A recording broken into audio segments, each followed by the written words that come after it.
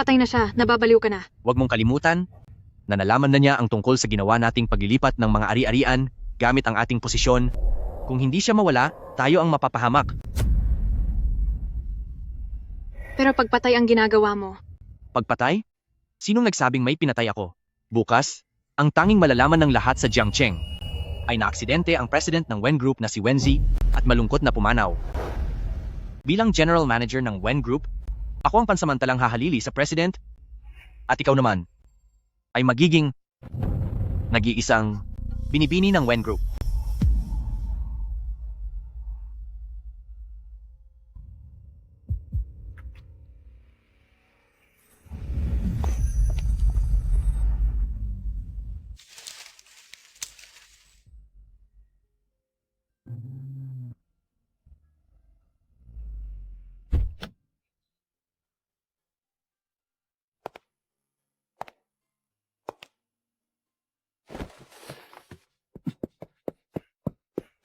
Kuya, ito ang regalong pinili ni Mama para sa engagement mo.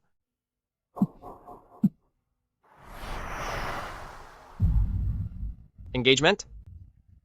Ang kasal ko? Bakit pati ako ay walang alam? Kahit maliit lang ang pamilyang Qin, ito na ang pinakamagandang nahanap ni Mama para sa iyo. Anak sa labas lang ng isang katulong. Ang lakas ng loob na magmagaling dito. Isang sakiting halos wala ng buhay, nakapamili pa. Pakisabi na lang ang salamat ko kay Tita Shu.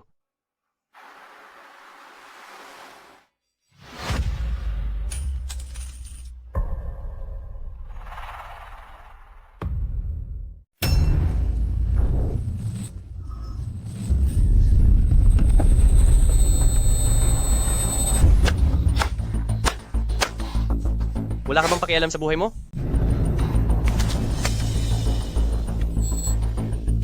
Nalaglag ang gamit mo. Mukhang medyo tanga, pero kasing cute naman ang pusa. Ano ang pangalan mo? Siraulo. Siraulo? Tinatawag nila akong Siraulo.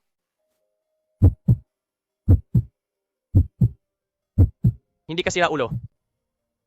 Nasaan ang bahay ninyo? Ihahatid kita pa uwi. Nandoon ang bahay ko.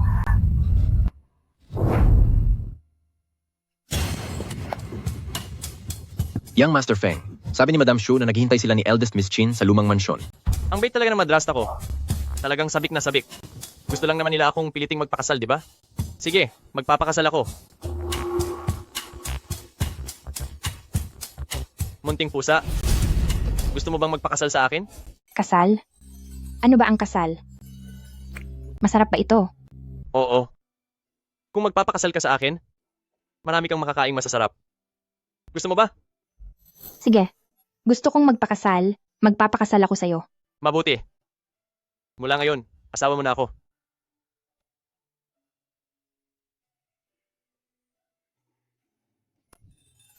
Asawa? Ano ba ang asawa? Hindi bagay ang asawa. Ang asawa ay ang makakasama mo sa buhay, na mag-aalaga sa iyo habang buhay. At ang lalaking magbibigay sa iyo ng masarap na pagkain at inumin. Naintindihan mo ba?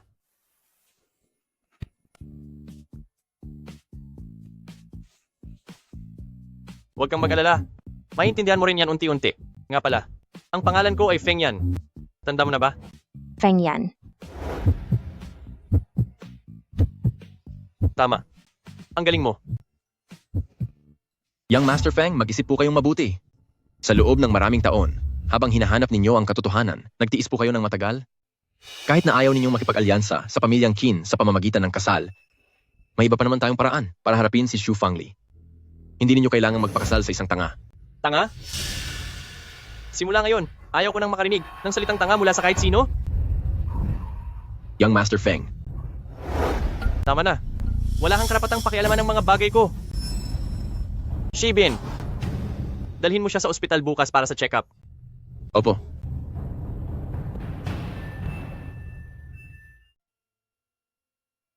Yang Master Feng, lumabas na ang resulta ng iyong check-up. Ang binibining ito ay matinding natamaan sa ulo. Tamaan? Opo, matinding tama po. Kaya ang kaniyang pag-iisip ngayon ay parang sa batang 6 o 7 taong gulang. May paraan ba para magamot siya? Sa ngayon, kailangan lang niyang magpahinga at hintaying mawala ang namuong dugo sa utak niya. Baka sakaling bumalik ang kaniyang alaala. Yang Master Feng, desidido po ba talaga kayong pakasalan ng binibining ito? Hindi natin alam kung saan siya nagmula. At Ang pagpapakasal sa babaeng may kapansanan sa pag-iisip? Ay hindi ba't makababawa sa pag-iingat ni Xu Fangli sa akin? Nga pala, balita ko, bigla raw nawala ka makailan. Ang pinuno ng Wen Corporation na si Wenzi, pumunta ka at tiyaking totoo ang balitang ito. opo, Feng Yan, gusto ko ng halik. Ayos ka lang ba? Hindi nasaktan si Guai Guai. Ang init-init ng tainga ni Feng Yan. Bakit malamig naman ang tainga ko? Kuting? Wala ka na ba talagang maalala? Aray, ang sakit. Sige na, sige na. Huwag mo nang piliting alalahanin.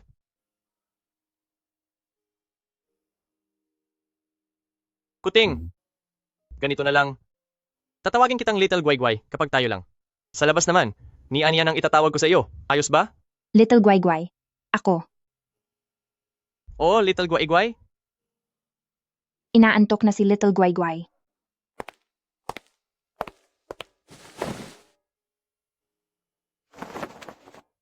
Sige, matulog na tayo. Tulog na, Little Guai Guai. Hindi ba sasabay matulog si Feng Yan kay Little Guai Guai? Sabi sa telebisyon, mag-asawa ang tawag sa mag-asawang lalaki at babae. Kaya dapat silang maghalikan, magyakapan, at matulog ng magkatabi. Ganoon ang ginagawa ng mga kuya at ate sa telebisyon. Tingnan mo. Gusto ko ring matulog katabi ni Feng Yan. Lintik. Little Guai Guai, hindi tayo maghuhubad ng damit. Magyayakapan lang tayo habang natutulog, ayos ba? Sige po. Feng Yan, gutom na si Guai Guai. Sige, tara na at mag-almusal. Feng Yan, bakit po? Guai Guai, tulungan mo akong isuot ito, maaari ba? Pero parang ang hirap po. Hindi iyan mahirap. Tuturuan kita. Aba, ikaw talagang maliit na pusang ligaw. Little Guai Guai, huwag kang maglakad ng walang tsinelas. May isang matandang lola na pangit na pangit. Ha ha ha ha. Tita Shu, bakit po kayo naparito? Nag-asawa ka na pala. Bakit hindi mo man lang sinabi sa tita mo? Hindi pa naman po huli para malaman ninyo. Munting manugang, gusto mo ba ng pera? Makakabili ka ng maraming candy. Opo, gusto ko po ng candy. Totoo nga ang sinasabi nila na nag-asawa ka ng isang tanga? Haha, ang Feng Group na ito ay dapat mapunta lang sa anak ko. Kung gusto mo ng pera, kailangan mong lumuhod at mag-alay ng tsaa? At kailangan mo ring yumukod ng 3 beses bago ko ibigay sa'yo ang pera. Naiintindihan mo ba? Sige po, luluhod si ni Anian. Nawai matahimik ang iyong paglalakbay. Nakikiramay po ako. Ikaw na tanga ka. Sinusumpa mo ba akong mawala? Nakita ko po sa telebisyon na kapag yumuyukod, ganiyan ang sinasabi bilang pagbati. Walang hiya ka. Sa tingin ko ay sinasadya mo ito. Sino po ang walang hiya? Ako po si ni Anian. Ah, matandang babae. Ikaw po ba ang walang hiya? Kumusta po, walang hiya? Walang hiya? Ikaw! Ikaw ang walang hiya. Ako po si ni Anian. Ikaw ang walang hiya. Ikaw! Tita Shu, bata pa lamang si ni Anian? Bakit ninyo pa siya pinapatulan? Hump. Isang tanga. Hindi man lang kagalang-galang. Tita Shu, si ni Anian ang asawang pinakasalan ko ng marangal. Kung tatawagin ninyo pa siyang tanga ng isa pang beses, tandaan ninyo, kahit ang maamo ay marunong ding lumaban. Ikaw! Matandang babae. Ang pera ko po. Bawal pong magsinungaling ang mga matatanda. Ang mga sinungaling ay nagiging malaking ulo ng baboy. Alam ninyo ba?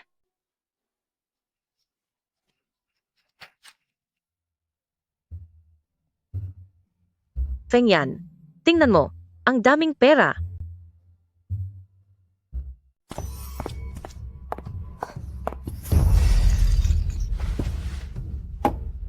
Nay, sino na naman ang nagpagalit sa inyo? Sino pa ba kundi si Feng Yan, pati ang bago niyang asawang tanga. Naglakas loob pa ang tanga na sabihing mamatay ako at tinawag pa akong walang hiya. Nay, huwag kayong mag-alala. Hindi na magtatagal ang maliligayang araw nila. Ngayong ang pinuno ng Wen Group na si Wenzi ay misteryosong nawawala. Ang kanyang nakababatang kapatid sa ama at ang fiancé nito ang namamahala ngayon. Nakipag-ugnayan na ako sa kanila. Basta makuha natin ang proyekto sa kanlurang distrito, siguradong sa pamilyang Feng ay magiging matatag na ang posisyon ko. Magaling? Anak nga talaga kita. Pagkalipas ng 2 araw, magdaraos ako ng salusalo para ipagdiwang ito. Sa araw na iyon, iaanunsyo ni President Zheng ang balitang ito.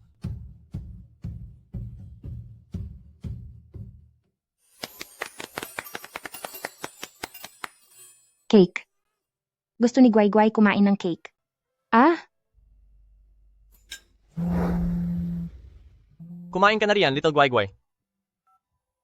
Yang Master Feng, ang pinuno ng Wen Group na si Wenji ay talagang nawawala. Ngayon ang Wen Group ay hawak na ng fiancé niyang si Zheng Xiao. Si Zheng Xiao? Opo. Kaya plano ng pangalawang Young Master na makipagtulungan kay Zheng Xiao para sabay nilang makuha ang proyekto sa real estate ng Feng Xiang. ang sakit. Ayoko.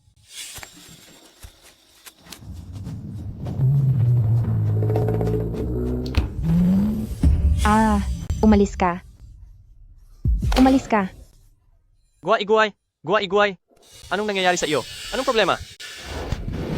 Guay-Guay, dadalhin kita sa ospital, okay? Ayoko. Natatakot si Little Guay. Huwag kang matakot, Guay-Guay. Huwag kang matakot. Kumusta? Masakit pa ba ang ulo mo? Hindi na po masakit ang ulo ko. Ayos na si Guay. Sigurado kang ayos ka na? Opo. Kung ganoon, gusto mo bang ituloy ang pagkain ng cake, Guay-Guay? Sige po.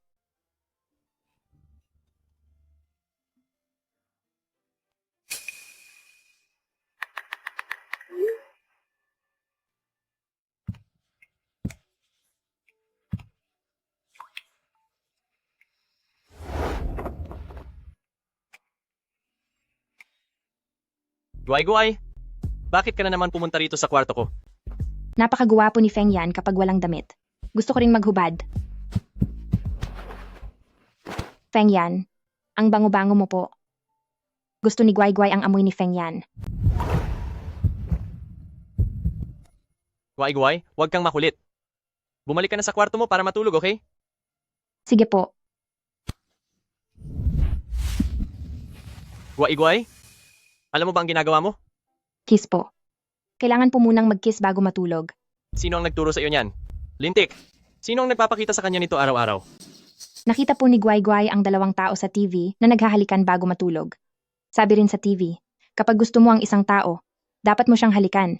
Gusto ni Guay si Feng Yan. Hinalikan ni Guay-Guay si Feng Yan. Hindi mo na pwedeng halikan ang ibang lalaki. Naintindihan mo ba? Opo. Hindi hahalik si Guay sa iba. Mabuti. Matulog ka na. Sige po.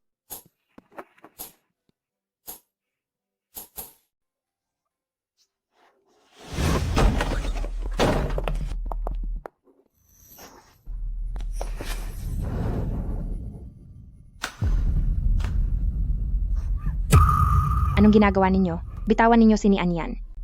Ngayon ang handaan para sa tagumpay ng anak ko. Hindi pa ba ninyo dinadala ang young mistress para dumalo? Opo.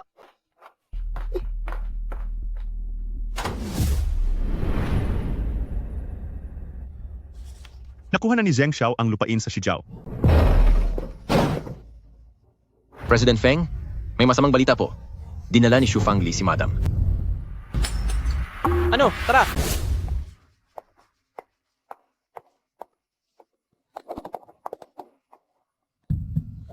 Nako, nabalitaan ko na ang panganay ng pamilyang Feng ay nagpakasal sa isang baliw. Akala ko ay chismis lang. Hindi ko akalaing isa pala talaga siyang baliw. Para sa akin, ang ari-arian ng pamilyang Feng ay dapat mapunta kay Second Young Master Feng. Ni Anian. Maglaro tayo, gusto mo ba? Kapag ginalingan mo, bibigyan kita ng masarap na pagkain. Gusto mo bang maglaro? Oo.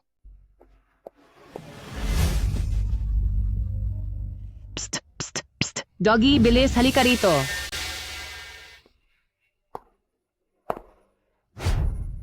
Mahilig na mahilig ang mga aso sa pagpulot ng buto. Doggy, magaling. Sige na, pulutin at ibalik ang buto. Tandaan, pulutin gamit ang bibig dahil gustong-gusto ng aso na gamitin ang bibig nito. Sige po. Ito ang napapala ng kumakalaban sa akin. Hindi ba't sabi ko, gamitin mo ang bibig mo para kunin ito? Ang tanga talaga. Siguro sobrang tanga niya, na hindi man lang niya naiintindihan ang ibig sabihin ng pagkuha gamit ang bibig. Ha ha ha. Tama? Tama? Kapag ginawa siyang aso, sumusunod naman siya. Ha ha ha. Tapos na ang misyon ko. Maglaro naman tayo ng sakay-sakayan. Ikaw ang magiging kabayo at sasakay na ako. Walang hiya kang tanga ka. Ngayon ay talagang pagbabayarin kita. Kayo riyan, huliin ninyo sa.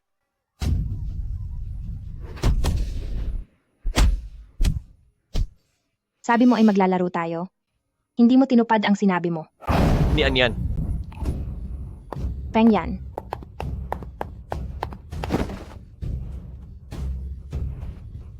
Tita Shu, isinasama ninyo pala si Ni Anian sa handaan? Bakit hindi man lang po ninyo sinabi? Feng Yan, tingnan mo ang maayos na handaang ito dahil sa kagagawan ng asawa mo. Tuluyan nang napahiya ang pamilyang Feng. Hindi ba't si Yaya Li ang lumampas sa lugar niya at hayagang hinamak si Ni Anian? Kaya napahiya ang pamilyang Feng? Nakikipaglaro lang si Yaya Li kay Ni Anian. Pero siya ay direktang umakyat sa ulo ko. Bata pa lang si Ni Anian. Papatulan ninyo pa po ba ang isang bata? Ako. Ni Anian? Gusto mo na bang umuwi o gusto mo pang maglaro? Gusto pa pong maglaro ni Nian Yan. Sige, dadalhin ko muna si Ni Anian para makapagpalit ng magandang damit, okay ba?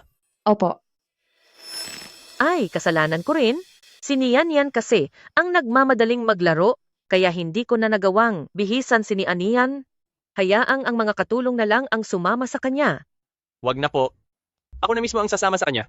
Young Master Feng, Feng Yan, mas madali kung ang katulong ang sasama sa kanyang magpalit, mas komportable iyon. Dito po tayo, madam.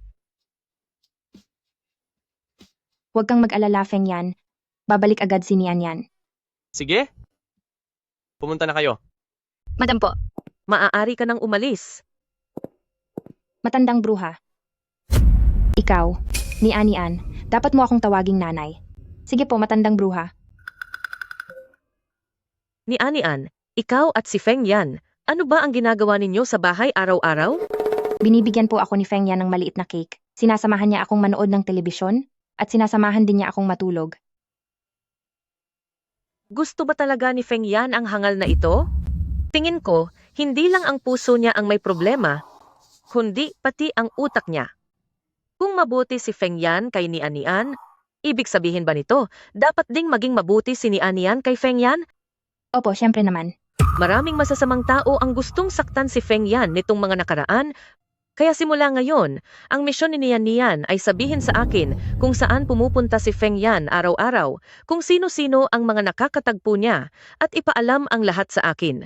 Sakaling may masamang tao, makakapagpadala ako ng mga tao para iligtas si Feng Yan. Hindi. Niloko mo si Nian Yan ngayong araw, kaya hindi na siya magtitiwala sa iyo. Walang hiya ka. Sobra ka ng kapal ng mukha. Akala mo ba talaga magugustuhan ni Feng Yan ang isang hangal na tulad mo? Pinapayuhan kitang sumunod sa sinasabi ko, dahil kung hindi, kapag pinalayas ka na, walang maaawa sa iyo. Aray, masakit. Sobrang sakit.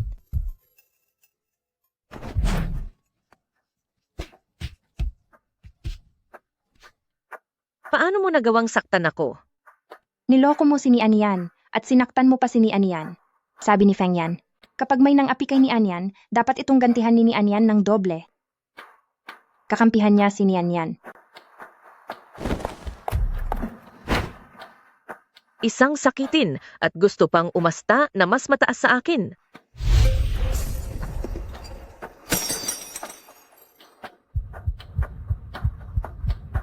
Hangal.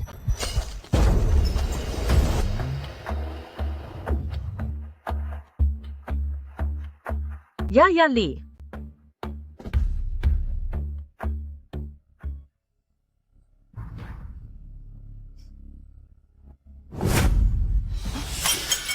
Wenzi? Hindi. Imposible, patay na siya. Patay na siya. Anong nangyari, President Zheng? Totoo, siya talaga yon. President Zheng? Bakit? Kilala mo ba ang hangal na ito? Hangal. Hangal pala siya. Hangal? Hindi ako tututol na magkunwaring hangal para paglaruan kayo. Naglakas loob kang saktan ako. Hindi. Hindi ako ang nanakit. Ako. Ah, ikaw. May tinapos ka. Isa kang salarin. Anong salarin? May tinapos na pala si President Zheng. Sino ang tinapos niya? Nabalitaan ko na ang dating presidente ng Wen Group na si Wenzi ay bigla na lang nawala nang walang paliwanag. Baka siya ang may gawa. Sino nga ba ang hindi mag-iisip niyan? Tutal ulila naman si President Wen. Wala na siyang mga magulang. Naimbestigahan na ako ng mga pulis. Huwag kayong magsalita ng kung ano-ano rito.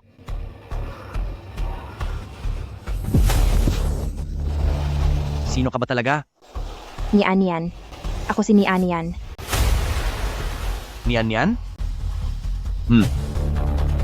Kung ganoon, bakit sa braso mo ay may birthmark kang hugis bulaklak ng plum gaya ng kay Wenji?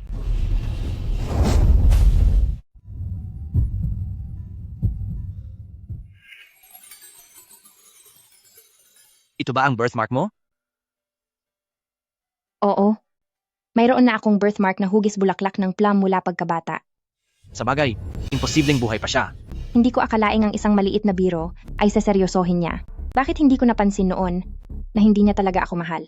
Hangal? Kapag nagsalita ka pa ng kung ano-ano, pagsisisihan mo talaga. Huwag. Huwag po. Huwag ninyong saktan ang dila ni Anian. Hindi talaga si Anian ang nagsabi niyon, kundi ang ate sa likuran mo. Tingnan mo. Ate, dumudugo ang ulo mo. Napakaraming dugo.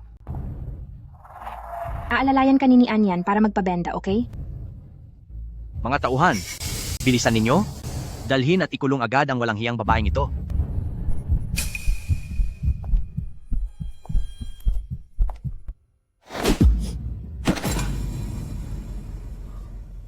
Isang walang hiyang tao. Isang buwan na ang nakalipas para maagaw ang Wen Corporation. Nakipagsabuatan ka kay Wen Yixuan para banggain ako. At ang basurang tulad mo ay dapat nang mawala. Tingnan ninyo ang kunwaring inosenteng mukha ni President Zheng. Hindi kaya siya talaga ang pumatay kay Wenzi? Posible nga. Hindi ako? Hindi ko pinatay si Wenji. Siya mismo ang naaksidente sa sasakyan. Ang babaeng ito, naiinggit sa kakayahan ko? Kahit patay na, hindi pa rin niya ako tinatantanan. Kayong pamilyang Feng, paano ninyo nagawang palabasin ang baliw na ito? Ang baliw na tulad nito, dapat ikulong sa mental hospital. Oo nga. Kapag nagwala ang baliw, baka makapatay pa. Tama? Bakit naman nag-imbita ang pamilyang Feng ng ganitong walang kwentang tao sa isang piging? Bilisan ninyo at ikulong ang hangal na ito sa mental hospital.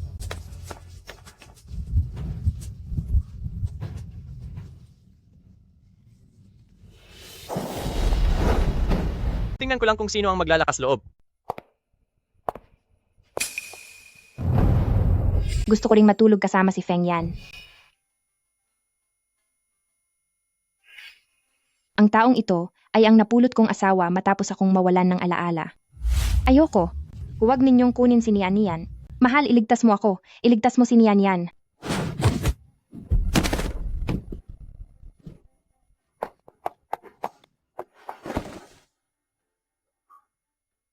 Mahal, inaapi nila si Nian Yan. At sinasaktan pa nila si Nian Yan. Mahal, sobrang sakit ng ulo ko.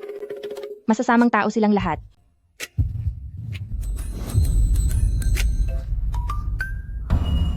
Sino ang nanakit sa asawa ko?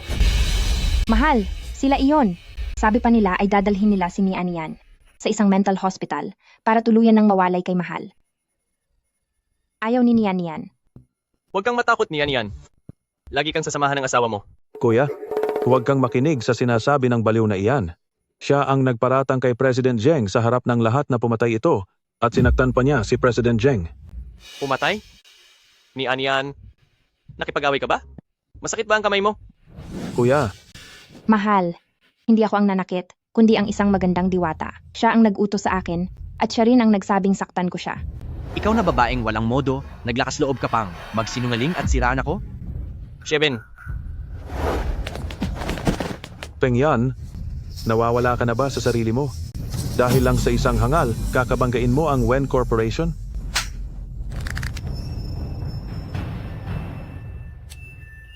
Isang utusan lang, naglakas loob siyang saktan ako? Kuya, ganyan ba ang klaseng asong sinanay mo? bilang bahagi ng pamilya Feng, wala kang respeto sa nakatatanda at minaliit mo ang iyong hipag. Ang dalawang sampal na ito ay para matuto ka. Ang mga tao ko ay hindi mo basta-basta pwedeng galawin. Feng Yan, talaga bang dahil sa isang tagalabas ay sasaktan mo ang sarili mong kapatid? Dahil sa malas na babaeng ito, nag-aaway kayong magkapatid na parang mga kaaway. Sinabi ko na sa inyo na kahit ang pinakamabait ay marunong ding lumaban. Kayo ang sumobra. Feng Yan, ikaw, hindi pwede. Hindi siya dapat galitin. Hawak pa niya ang Feng Group at 20% ng shares nito. Pauwiin na ang ginang.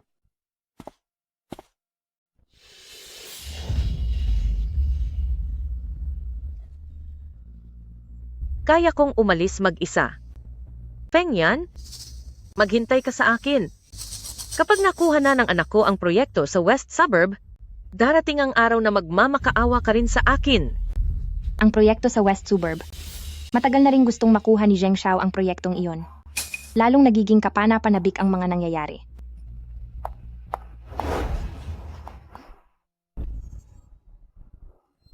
Young Master Feng, ako nga po.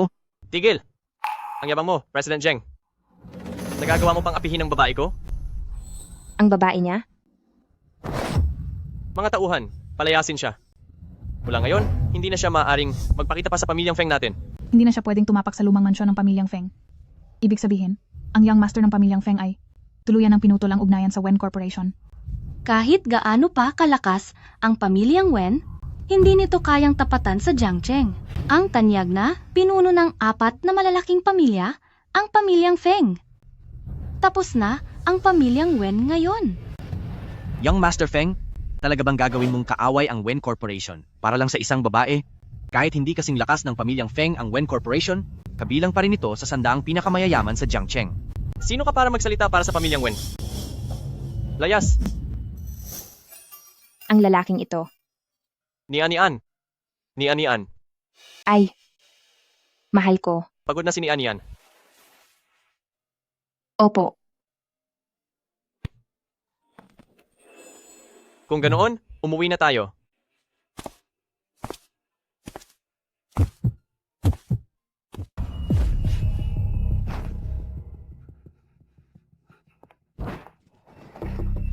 Feng Yan, maghintay ka lang. Kapag nakuha na ni Zheng Xiao ang proyekto sa West Suburb at natulungan niya akong manatiling presidente, sisiguraduhin kong pagsisisihan mo ang lahat. Medyo masakit ito. Tiisin mo muna, Guay-Guay. Kakayanin ni Guay-Guay ang sakit.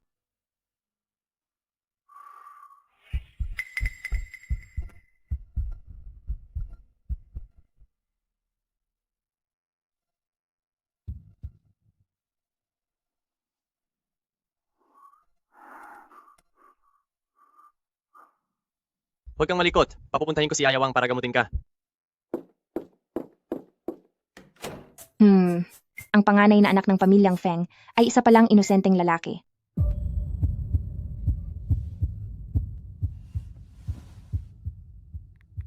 Ako si Wenji. Bukas pumunta ka agad sa Yida Plaza para makipagkita sa akin.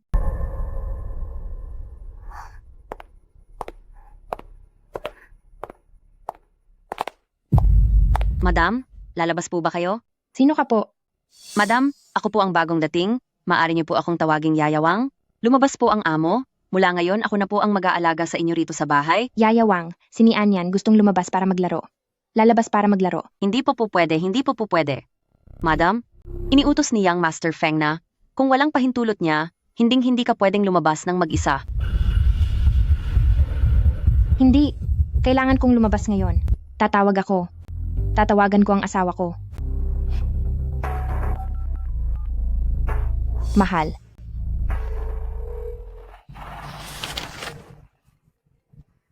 Sagutin mo. Mahal, isama mo si Nian sa labas para maglaro. Gusto ni Nian na lumabas at maglaro. Sige. Pupunta na ako riyan para samahan ka. Dito na muna ang meeting ngayon. Tapos na ang meeting, maaari na kayong umalis.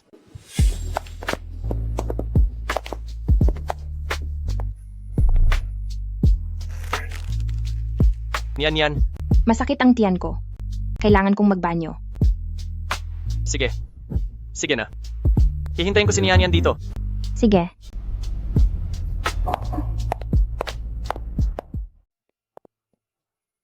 President Wen? Ikaw ba talaga si President Wen? Mabuti naman, tunay ngang pinagpala tayo ng langit. President Wen? Sabihin mo, si Zheng Xiao ba ang may gawa nito sa'yo? Kung siya nga, pagbabayarin ko ng husto ang Zheng na iyan. Dahil noong araw, ikaw ang nagligtas sa buhay ko. Huwag na. Ang sarili kong paghihiganti. Ako mismo ang gagawa. Dala mo ba ang kailangan ko?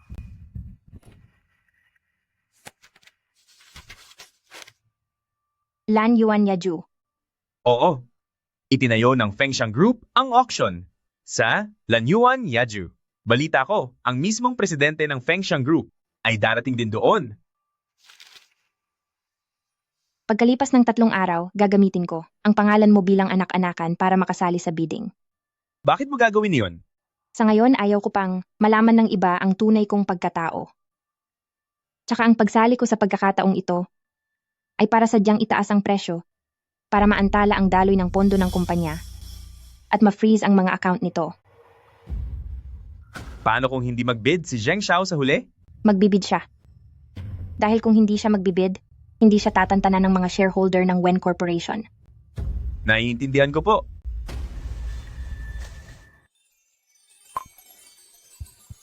Gabi na. Baka mag-alala na naman ng isang tao kapag hindi pa ako bumalik. Aalis na ako.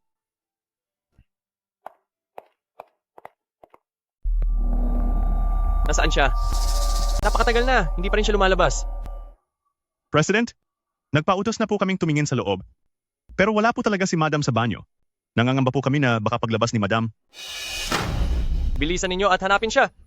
Kahit baliktarin ninyo pa ang buong Yida, dapat mahanap ninyo si Nian.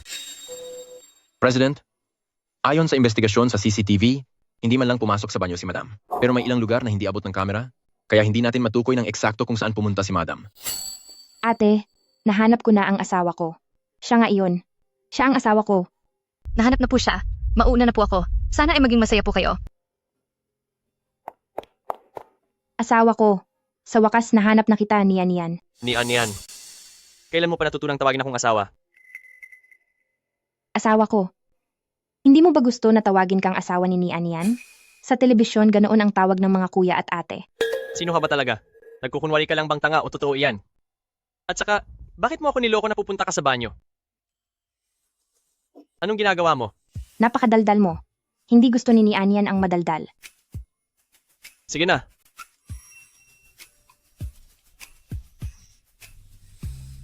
Hindi ko akalain na makikita ko rito si Young Master Feng at si Madam. May kailangan ka? Tungkol ito sa nangyari noong nakaraan. Kaya naghanda ako ng isang kwintas na nagkakahalaga ng mahigit 10 milyong dolyar para humingi ng tawad kay Madam.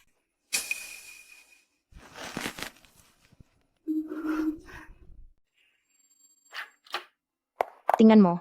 Pinagpaguran ko talaga ito bago ko ito napanalunan sa auction. Maganda, di ba? Bakit ka bumili ng ganyang kamahal na kwintas? Wala ka nang ginawa kundi gumastos. Bakit ka sumisigaw? Ano naman kung sarili kong pera ang ginagastos ko? Regalo ko ito sa sarili ko para sa ika-23 kaarawan ko. Hindi pala sa hindi ako karapat-dapat? Sadyang sa paningin mo lang ay hindi ako sapat. Napakadumi. Anong ibig mong sabihin? Ang asong tulad mo ay walang karapatang tumahol sa harap ko. Sabi ng asawa ko, hindi pwedeng tumanggap si Ania ng gamit mula sa ibang lalaki, lalo na kung basura. Magagalit ang asawa ko. Mula pagkabata, ngayon lang ako nakaranas ng ganitong pambabastos. Naglakas loob ang babaeng ito na paulit-ulit akong saktan. Ni Anian, nagustuhan mo ba ang kuwintas na ito? Opo, gustong-gusto ito ni Anian. Gustong-gusto ko po. Halika rito. Ipapasuot ito sa'yo ng asawa mo? Pwede ba? Ang kuwintas na ito ay katumbas ng Wen Group at ang babae ko ay hindi kailanman mangangailangan ng kahit ano mula sa ibang lalaki. Siguradong hindi alam ng ginang na ang pendant nito ay ang mismong selyo ng grupo. Ang makita ang selyo ay parang nakita na rin si President. Ibinigay na ni President ang buong Feng Shan Group sa ating ginang. Tingnan mo, ito ang kuwintas na binigay sa akin ng asawa ko. Mas maganda ito kaysa sayo. Ang paglaruan ka ay parang paglalaro lang sa aso. Sino ka ba talaga? Asawa ko, gusto ni Ania ng candy. Sa ganitong hitsura, paanong siya si Wenzi? Mali lang siguro ang narinig ko. Sigurado ako?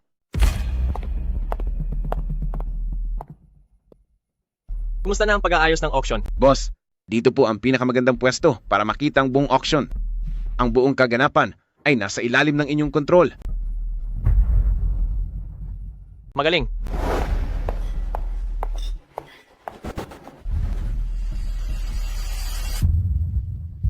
Bakit ang figura niya ay kamukhang kamukha ng munting pusang galako? Sino siya?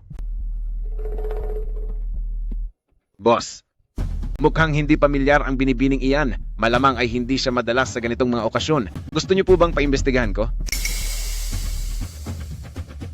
Wag na. Sino ang taong iyan? Bakit siya nakamaskara? Siguro ay may ikinahihiya siya. Pero sa ganda ng hubog ng katawan niya, siguradong hindi siya pangit. President Zeng, mukhang determinado ka talaga na manalo sa bidding na ito. Kaya ngayon pa lang ay binabati na kita, President Zeng. President Zhang, masyado kang mabait. Ang figura niya ay kamukhang-kamukha ng walang hiyang babaeng iyon. Hindi kaya, buhay pa siya?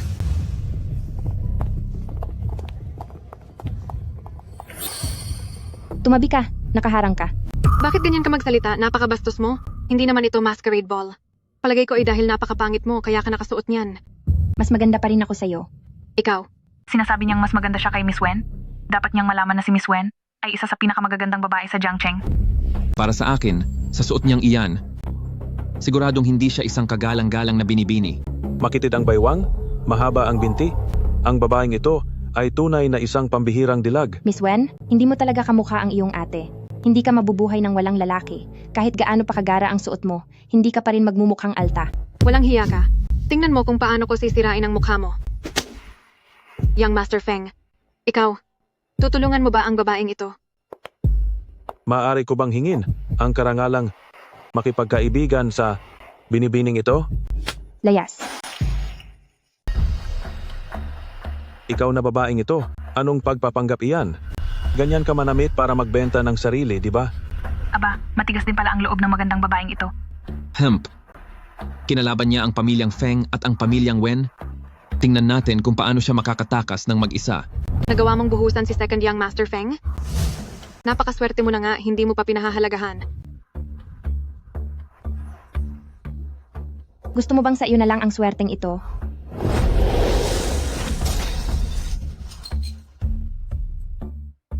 Isa ka lang namang mababang uri na babaeng nagbebenta ng sarili at nagawa mo pa akong saktan? Tingnan mo kung paano kita tuturuan ng leksyon ngayon.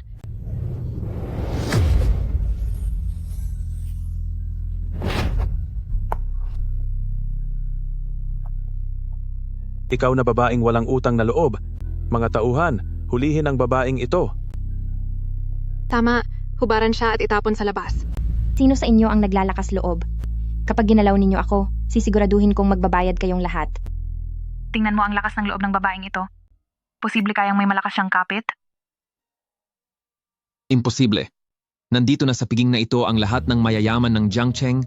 Paanong mayroon pa? Feng ang apelido ko. Feng? Hindi kaya siya ang Feng ng unang pamilya ng Beicheng? Ang pamilyang Feng? Ah, siya ba talaga ang dalaga ng pamilyang Feng? Ang angkan ng Feng sa bandang hangganan ay may pambihirang kapangyarihan. Masasabing kontrolado nila ang lahat doon. Angkan ng Feng? Iyon ay isang sinaunang pamilyang ilang daang taon nang nagmamana ng kanilang angkan. Paano siyang magiging bahagi niyon? Bakit naman hindi ako maaaring maging bahagi nito? Naglakas loob kang sabihing kabilang ka sa angkan ng Feng? Mabuti. Mayroon ditong isang tao na dati nang naging mataas na opisyal sa inyong Feng Group. Mga tauhan, tawagin si President Jiang dito para makilala niya ang binibining ito at malaman kung isa nga siyang inapo ng pamilyang Feng. Walang hiya. Tingnan natin kung hanggang kailan mo kayang magpanggap. Boss, posible kayang isa nga siyang inapo ng pamilyang Feng? Walang anak na babae ang henerasyong ito ng pamilyang Feng. Kung ganoon, bakit naglalakas loob ang babaeng iyan na magsinungaling? Napakadali namang mabuking ng kasinungalingang iyan. Manood na lang tayo. Balita ko, may nagpapanggap na dalaga ng Feng Group. Sino iyon? President Jiang, siya nga. Siya ang nagpapanggap na anak ng pamilyang Feng. Mga tauhan, ayusin ang mga binti ng babaeng iyan. Walang hiya ka. Ang yabang mo. Sino ka para magpanggap na anak ng pamilyang Feng? Sinong nagsabing nagpapanggap ako? Ako kaya ang matandang Ji Feng, na bagong anak na babae sa turing ni Feng He. Hahaha, anong anak na babae sa turing? Ang pamilyang Feng ay matagal nang naninirahan sa Beicheng. At isa pa, wala akong natatanggap na balita na tumanggap ang matandang Ji Feng ng anak na babae sa turing. Anong anak na babae sa turing ang sinasabi mo? Sigurado akong niloloko ka lang niya. Talagang hindi ka titigil hanggat hindi ka nasasaktan. Tingnan mo muna ang antas mo. Tingin mo ba kukunin ka ng matandang Ji Feng bilang anak na babae sa turing?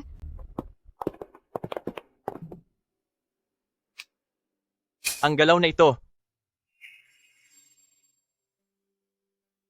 Kaya mo na ba? Ay grabe. Oo, kaya ko na. Jebin, imbestigahan mo ang pagkakakilanlan ng babaeng iyan. At tawagan mo rin si Yaya Wang, itanong mo kung nasa kwarto ang misis. CEO, pinaghihinalaan niyo po ba na ang babaeng iyon ay... Masyado kang madaldal. Ang tanga kong utak. Kung ang babaeng iyon nga ang misis, ibig sabihin, pinaglalaruan pala ng misis ang sarili naming big boss? President Jiang, kung ako sa'yo, tatawagan ko si matandang Ji Feng para tawagan siya para hindi dahil sa bagay na ito ay masira ang iyong kinabukasan. Sige, tatawagan ko siya para matahimik kayong apat.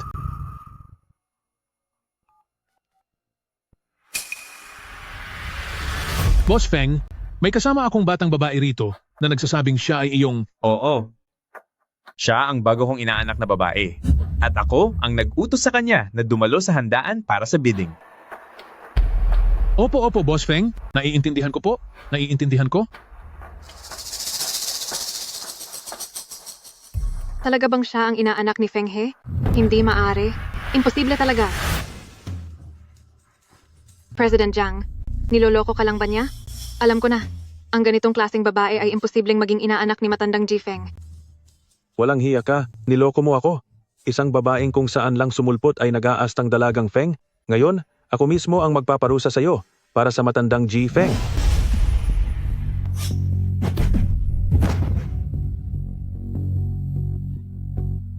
Lapastangan. Ang lakas ng loobong bastusin ang ating binibini.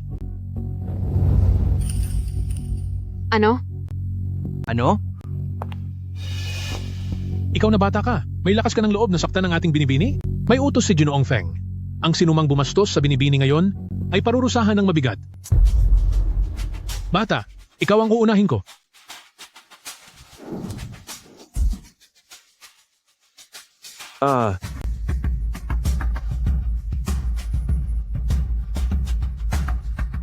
President, ito ang imbitasyon ng babaeng iyon para sa mga tauhan. Matapos itong kumpirmahin, ito nga ang imbitasyong ipinadala natin sa pamilyang Feng. Ano ang sabi ni Yaya Wang? Tinawagan ko na si Yaya Wang at wala nga ang ginang sa kanyang silid. Ngayon, si Yaya Wang ay nagpapadala na ng mga tao para hanapin ang ginang. Ang aking munting pusa ay nagiging mas kawili-wili na. Kailangan ko po bang puntahan ang ginang para? Wag na.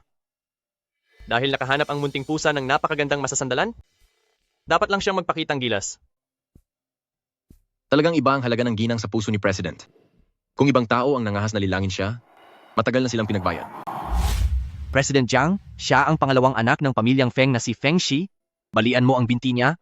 Hindi ka ba natatakot na guluhin ka ng pamilyang Feng? Hemp? Hamak na anak sa labas lang siya ng pamilyang Feng at hindi karapat-dapat na itulad sa dalaga ng ating pamilyang Feng. Ikaw. Kalad ka rin siya palabas.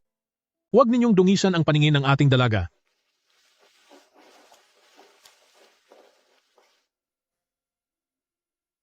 Huwag kang lalapit. Hindi, paano nangyari ito? Paanong siya ang... Ikaw, Hindi ka pahihingi ng tawad kay Miss Feng? Malawak ang pangunawa ni Miss Feng. Basta't humingi ka ng maayos ng tawad, siguradong papatawarin ka ni Miss Feng.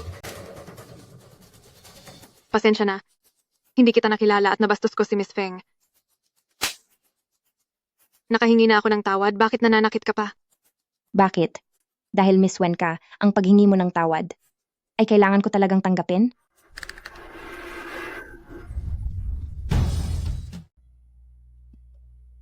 Magsisimula na ang bidding banquet. Maupo ka, Miss Wen. Ikinalulugod kong dumalo kayong lahat sa bidding para sa proyekto sa Kanlurang Distrito. Ang panimulang bid ay $5 milyong. 7 milyong dolyar, 10 milyong dolyar, 20 milyong dolyar. 70 milyong dolyar. Sinasadya talaga ng babaeng ito na manggulo. Matagal nang nasa Beijing ang pamilyang Feng. Ano naman ang gagawin nila sa lupang ito? Zheng Xiao, Wen Yixuan. Nagsisimula pa lang ang laro natin. 100 milyong dolyar. May magdadagdag pa ba? $100 milyong. Una, $100 milyong. Ikalawa, $100 milyong. Ikatlo, sold.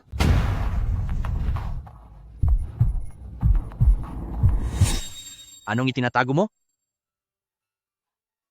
Ang card na ito ay may laman na $100 milyong. Ito ang inipon kong dote para sa sarili ko. 100 milyong dolyar. Zishi, napakabuti mo sa akin. Zheng Xiao, gusto mo talagang gamitin ang dote ko. Sayang naman, mabibigo ang pangarap mo.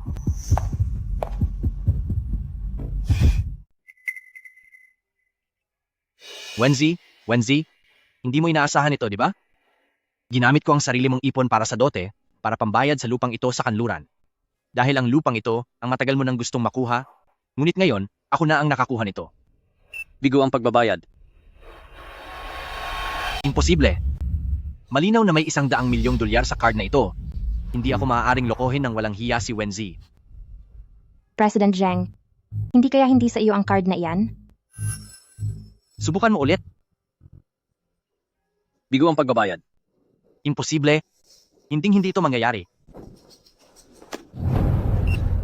Bigo ang pagbabayad. Walang hiya. Wala na siya, pero nagawa pa rin niya akong paglaruan. Sinasabi ko sa iyo, President Zheng, may lalabas mo ba talaga ang $100 milyong na iyan? Kung hindi mo kaya, bakit ka pa sumisigaw? Ha ha ha ha. Naalala ko na, ang card na ito, 2 taon na ang nakalipas, ay si President Wen ang nag-asikaso sa akin. Parang ginamit ito para mag-ipon ng dote. Naku po, masayado kang walang hiya, Zheng Xiao. Ginagamit mo ang dote ng isang babae, lalo na sa isang namatay na. Nabalitaan ko rin, mula nang hawakan ni President Zheng ang Wen Corporation, buwan-buwan itong nalulugi. Magsasara na ba ang Wen Corporation? Sinong nagsabing magsasara na ang Wen Corporation? Lumabas ka. Ngayon din, pababagsakin ko siya. Ako ang nagsabi. Bakit? Gusto mo akong pabagsakin, President Zheng? Mas mabuting isipin mo muna ang sarili mo. Sa patakaran ng Fengshan Auction, ang sinumang umatras sa pagkapanalo sa subasta ay ibubunyag ang pagkakakilanlan sa buong bansa bukas. Ipapa-freeze sa bangko ang lahat ng ari-arian at iba-blacklist sa buong industriya. President Zheng, tapos na ang maliligayang araw mo. Hindi maaari. Hindi ako pwedeng ma-blacklist. Pinaghirapan kong makarating dito, hindi ako pwedeng ma-blacklist. Kayo, hindi pa man naba-blacklist si Kuya Xiao. Sinusulsulan nyo na ang pagbagsak niya. Mga walang hiya. Hi. Sa pagkakataong ito, ang maliligayang araw ni Zheng Xiao ay mukhang matatapos na talaga. Maliban na lang kung may tunay na sasalo. Pero, sa mga naririto, sino ang makakapaglabas agad ng $100 milyong? Maliban na lang. Tama, ang tanging makakapaglabas ng $100 milyong ay ang babaeng ito lamang. Ang $100 milyong para sa pamilyang Feng ay napakaliit na halaga lamang. Miss Feng, dahil gusto mo rin naman ang lupang ito sa kanluran, bakit hindi mo? Mabilis na kumagat ang isda sa pain. Sige. Pwede ko itong kunin, pero gusto ko ang 5% ng shares ng Wen Corporation. At gusto ko rin na ikaw mismo ang magparusa sa kanya Paluhurin mo siya at paghingi ng tawad sa akin hanggang sa masiyahan ako. Babayaran ko ang 100 milyong dolyar. Ayos ba? Wen Ixuan at Zheng Xiao. Gusto ko ring maranasan ninyo ang pagtataksil ng taong mahal ninyo. President Zheng, hindi mo naman siguro iniisip na dahil lang sinampal mo si Miss Wen ay tapos na ang lahat ng ito? Huwag mong kalimutan na si Miss Wen ay nagsabing isa akong malandi at gusto niya akong hubaran, paluhurin at paghingi ng tawad. Walang hiya ka. Huwag mong sirain ang relasyon namin ni Kuya Xiao. Kuya Xiao, huwag mong sabihing sina Miss Wen at President Zheng ay magkasintahan? Hindi. Huwag kang magsalita ng kung ano-ano. Si Kuya Xiao ang fiancé ng ate ko. Kami ay. Diyos ko, ang bayaw at ang hipag. Tumahimik ka?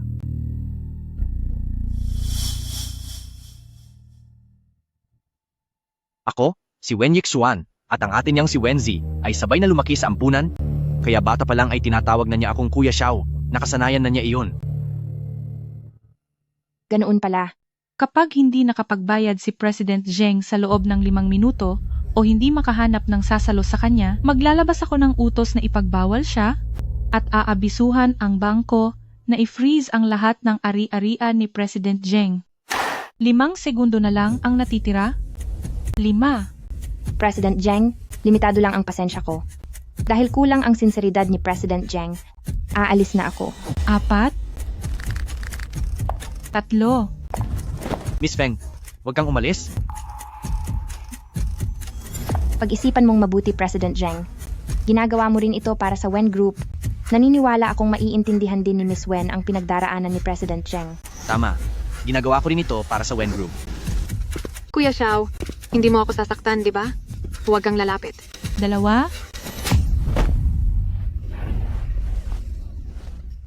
Ikaw ang dahilan kung bakit nagalit si Miss Feng. Wala kang utak, babae ka. Ano? Masaya ka na ba, Miss Feng?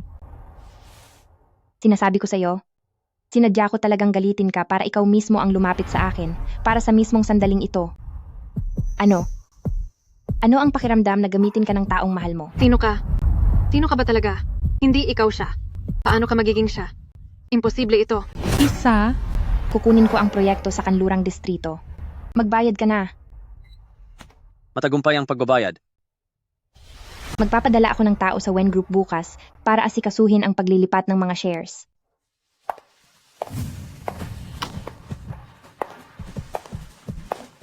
Unang hakbang pa lang ito. Umanda kayo. Nagbalik na siya. Siya si ate. Ang taong ito ay si ate. Manahimik ka. Wala na si Wenji. Naiintindihan mo ba? Wala na si Wenji.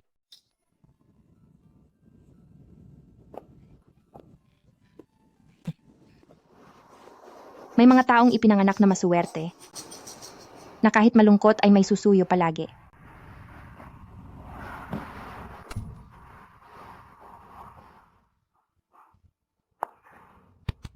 Huwag ka nang uminom. Ibigay mo sa akin. Bakit mo ba ako pinapakialaman? Sa anong karapatan? Anong karapatan mong pakialaman ako?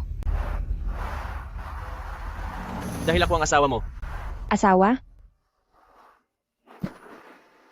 Ikaw. Alam mo ba kung sino ang asawa ko?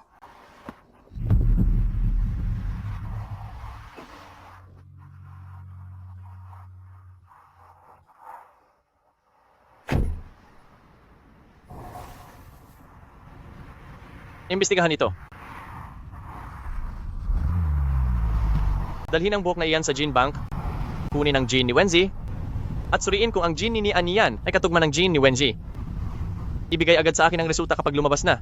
President Feng, pinaghihinalaan mo ba na ang asawa mo ay si Wenji?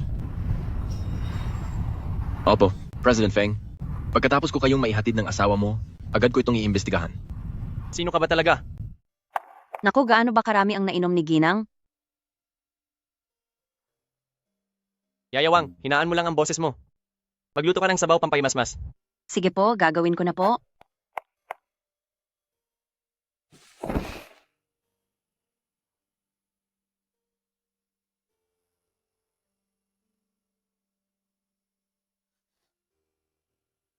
Halikan mo ako. Lasing ka na.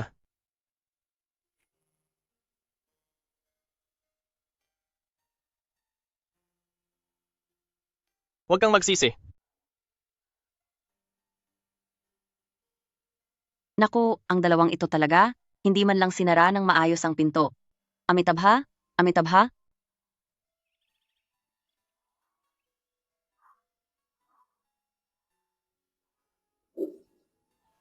Nakasama ko sa kama si Feng Yan. Totoo ngang nakapapahamak ang kagwapuhan niya. Napakaliit ng pangangatawan ni Ginang, dapat naghinay-hinay din si President Feng. Ginang, uminom ka muna nito para lumakas ang katawan mo. Oh, Guwai-guwai. Pupunta tayo sa ospital mamaya. anong klaseng lugar ang ospital?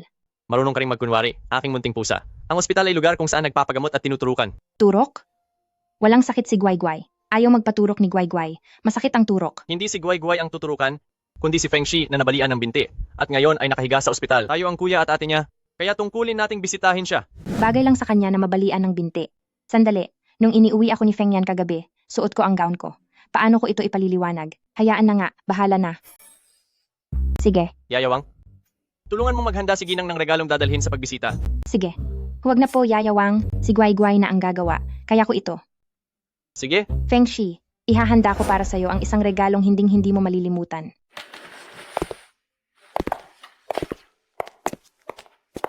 Feng Shi, kumusta na siya ngayon? Ano ang sabi ng doktor? Kawawa naman ang anak ko. Sabi ng doktor, wala na ang silbi ng binti ni Feng Shi. Siya ang may kasalanan. Mula nang pumasok siya sa pamilya natin, hindi na tayo natahimik. Isa siyang malas sa buhay. Tama na. Pamilyang Feng ang malinaw na bumasag sa binti ni Feng Shi. Tita Shu, paano mo isinisisi kay ni Anian? Bakit hindi ko siya pwedeng sisihin? Malinaw na siya ang may kasalanan. Mula nang pumasok siya rito, nag-aaway na kayong magkakapatid. At ngayon, nabali pa ang binti ng anak ko. Hindi ba niya kasalanan iyon? Sino pa ba? Kuya, hanggang ngayon, pinoprotektahan mo pa rin ang babaeng iyan. Mali ba ang sinasabi ni Mama? Kung hindi dahil sa kanya, baka hindi na bali ang binti ko. Siya ang tunay na salarin. Dahil hindi ninyo kayang galawin ang pamilyang Feng? Kay ni Anian ninyo, ibinubuhos ang galit ninyo. Akala ninyo patay na ako. Ang babaeng ligaw na iyan, ano bang nakita mo sa kanya? Bakit ayaw na? Ayaw mo siyang pakawalan?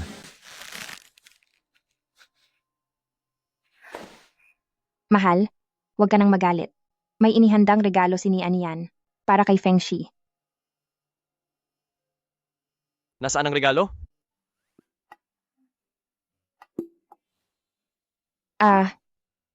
Ang regalo ay nasa labas.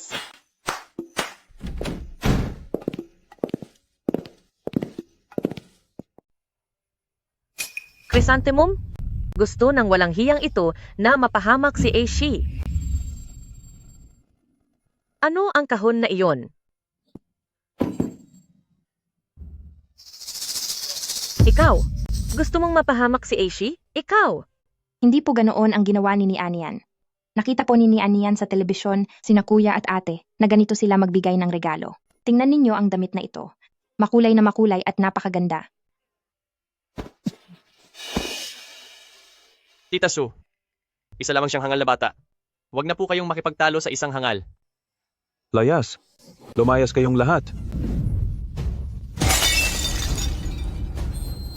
Feng Shi, naglalaro ba tayo ng pagbabasaan? Ang hangal. Hangal talaga.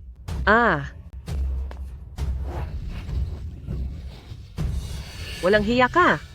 Nagawa mo akong buhusan ng kumukulong tubig? Tingnan mo kung hindi kita pagbabayarin. Lola, hindi ba tayo naglalaro ng basaan? Heto na ulit ang tubig. Naku, ang kulit mong bata. Binigyan mo talaga si Second Young Master Feng ng mga krisantemo at damit pamburol? Sino ba kasi ang nang-api kay Feng Yan? Ganoon naman ang ipinapadala ng mga kuya at ate sa TV. Magaling ba ang ginawa ni Nian? Madam, ang mga krisantemo at damit pamburol ay para sa mga patay. Mga patay? Kahit sabihin ko hindi niyo po maiintindihan, madam. Napakaganda ng ipinadala ninyo ngayon. Huwag na po ninyong uulitin. Sige, okay. Ang mga kalmot na ito. Hindi kaya ako ang may gawa ng mga kalmot na ito? Wenzi, hayop ka talaga. Sige na, ikaw na muna ang maglaro sa taas. May asikasuhin lang si Daddy, okay? Sige po, magpapakabait si ni Anian dito.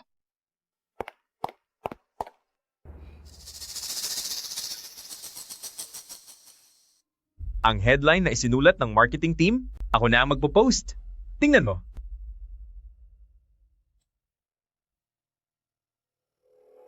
Magaling. Siguraduhin mong may mga troll na magkokomento sa baba tungkol sa paggamit niya ng dote para magbayad. Sige, hindi ko alam kung ano ang susunod na gagawin ni President Wen. Bago ako umalis sa auction, sinadya kong mag-iwan ng business card sa kanya. Ano po ang ibig ninyong sabihin? Siyempre, para isipin ni Zheng Xiao na gusto ko siya. Pero tatanggihan ko siya at gagamitin ko ang kaarawan ko sa Makalawa para imbitahan siya sa aking birthday party. At pagdating ng oras na iyon, Hindi maaari. Sa mga galawan ni Zheng Xiao, huwag kang mag-alala, alam ko ang ginagawa ko. ano po ang kailangan kong gawin? Gusto kong sa ngalan ng pamilyang Feng magpareserba ka ng isang hotel para sa akin. Pagkatapos, mag-ayos ka ng ilang taong tutulong sa akin. Sige po.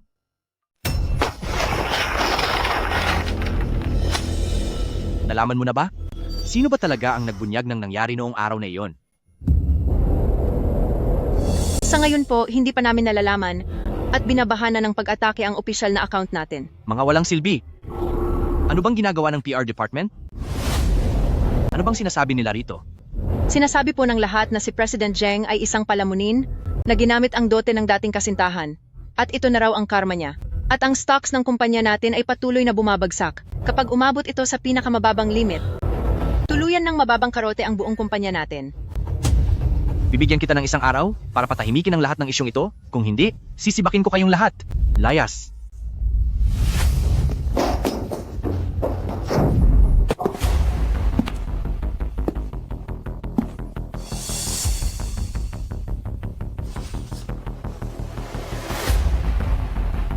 Mabangkarote?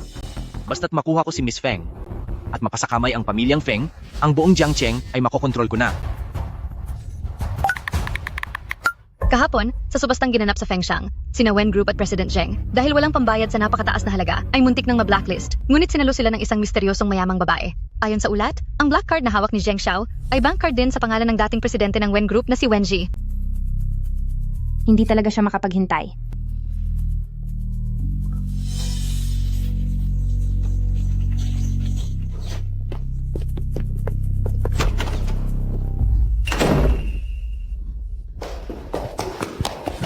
Ginang. Ginang, bumalik ka rito. Bilis. May tao ba riyan? Pigilan ninyo si Ginang. Aba, naku, may tao ba riyan?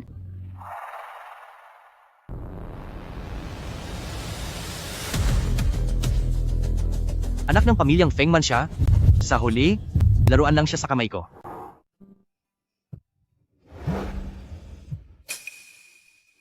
Itigil muna ang meeting. Hello, Yayawang. Anong nangyari? President Feng, tumakas po ang misis ninyo. Tumakas po siya. Ayos lang yan, Yayawang. Pabalik din siya. Tungkol sa pinapaimbestiga ko sa iyo, kumusta na ang investigasyon? Kasalukuyan pa pong iniimbestigahan. Kapag lumabas na ang report, ipapadala ko agad sa cellphone ko. Sige. Magpadala ka ng mga taong palihim na magbabantay kay Nian. Huwag na huwag mo siyang hahayaang masaktan.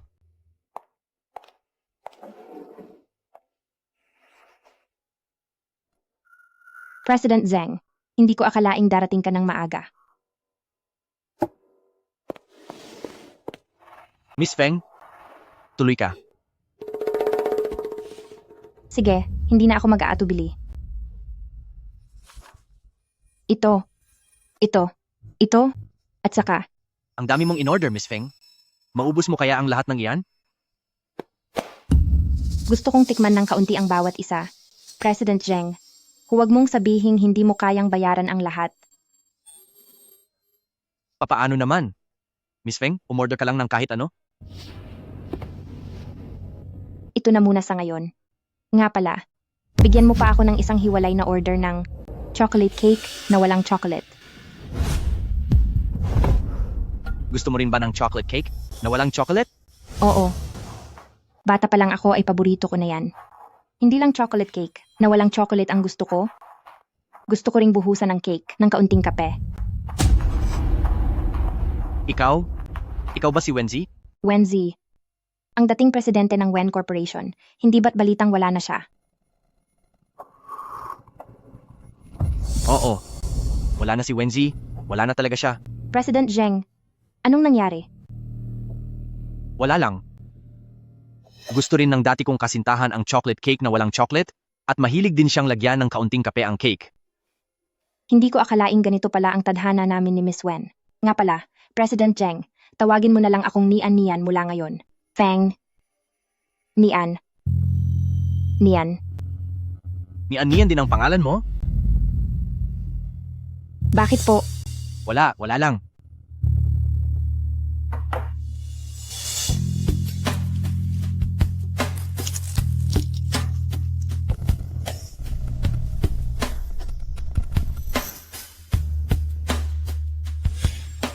Hindi ikaw siya, dahil wala na siya. President Zheng. Huwag kang lalapit. Hindi ba't ito yung lalaking palamunin sa balita? Ginamit ang pera ng dati niyang kasintahan para bumili sa auction, pero hindi niya alam na dahil hindi pa aktibo ang bank card, hindi ito gumana. Kaya naman, huwag kayong magpakasal sa ganitong lalaking nang aagaw ng yaman ng iba. Baka mamaya ay tapusin niya ang buhay niyo nang hindi niyo alam. Nabalitaan ko ang dati niyang kasintahan na si President Wen ay wala na. Posibleng siya ang may gawa niyon. Kapag nagsalita pa kayo ng isa pa, sisiguraduhin kong mabubulok kayo sa kulungan. Tara na, bilis. President Zheng, ayos ka lang ba? Hindi, ayos lang ako. President Zheng, kaarawan ko na sa Makalawa. Kaarawan mo? Oo, alam mo naman, bago lang ako rito sa Jiangcheng at wala pang masyadong kaibigan, sana ay makapunta ka, President Zheng. Sige, pupunta ako. Sa handaan ng kaarawan mo, ako mismo ang mag-aangkin sa'yo.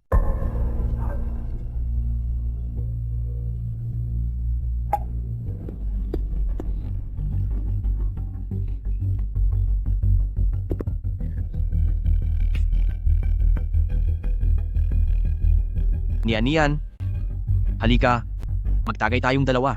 Sige ba?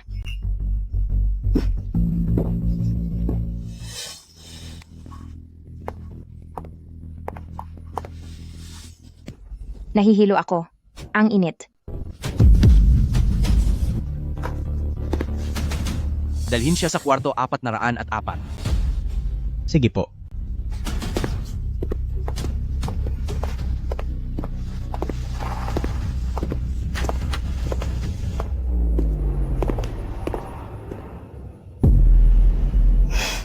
Miss Feng, ikaw.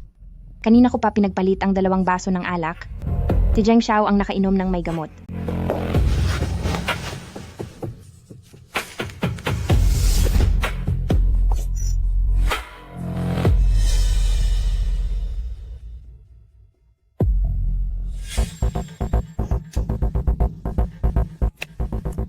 Magandang araw, Binibini.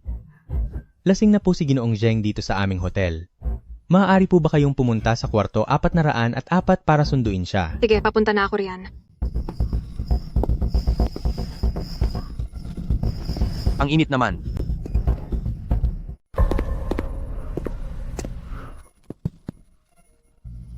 Nian.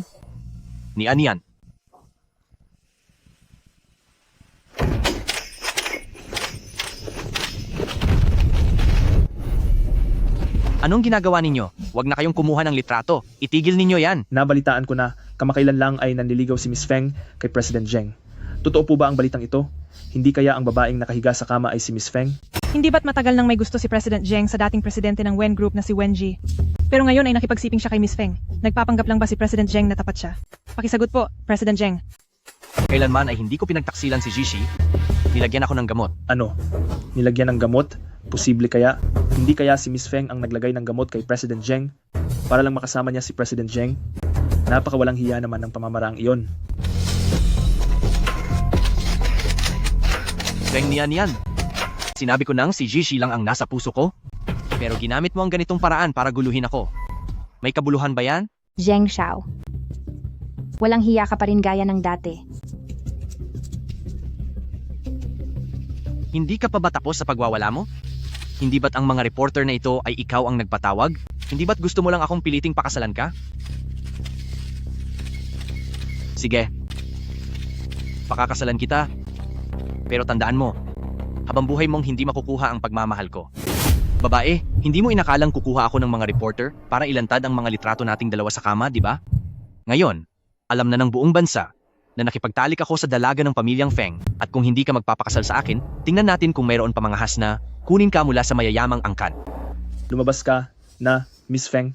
Sinabi na ni President Zheng na pakakasalan ka niya. Ang babaeng umaasa lang sa pakikipagtalik at pang-aakit sa mga lalaki. Tingin ko ay talagang napakababa ng uri. Nabalitaan ko na si Miss Feng noong nasa Nancheng ay mahilig lumandi, makipagrelasyon kung kani-kanino, at magulo ang kanyang pribadong buhay, na alam ng lahat sa mataas na lipunan ng Nancheng. Hayaan na, si Miss Feng ay dahil mahal niya ako, kaya niya nagawa ang ganitong bagay. Bilisan mo, at lumabas ka na. Kailangan pa ba kitang sunduin? Huwag ka nang gumawa ng eksena. Lumabas ka na?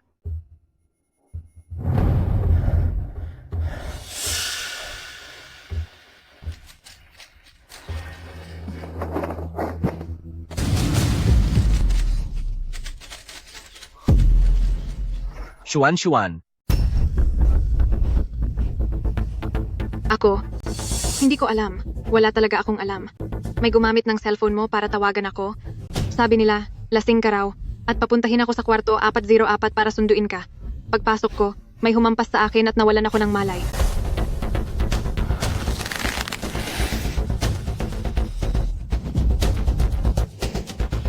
Zheng Xiao, Wen Yixuan.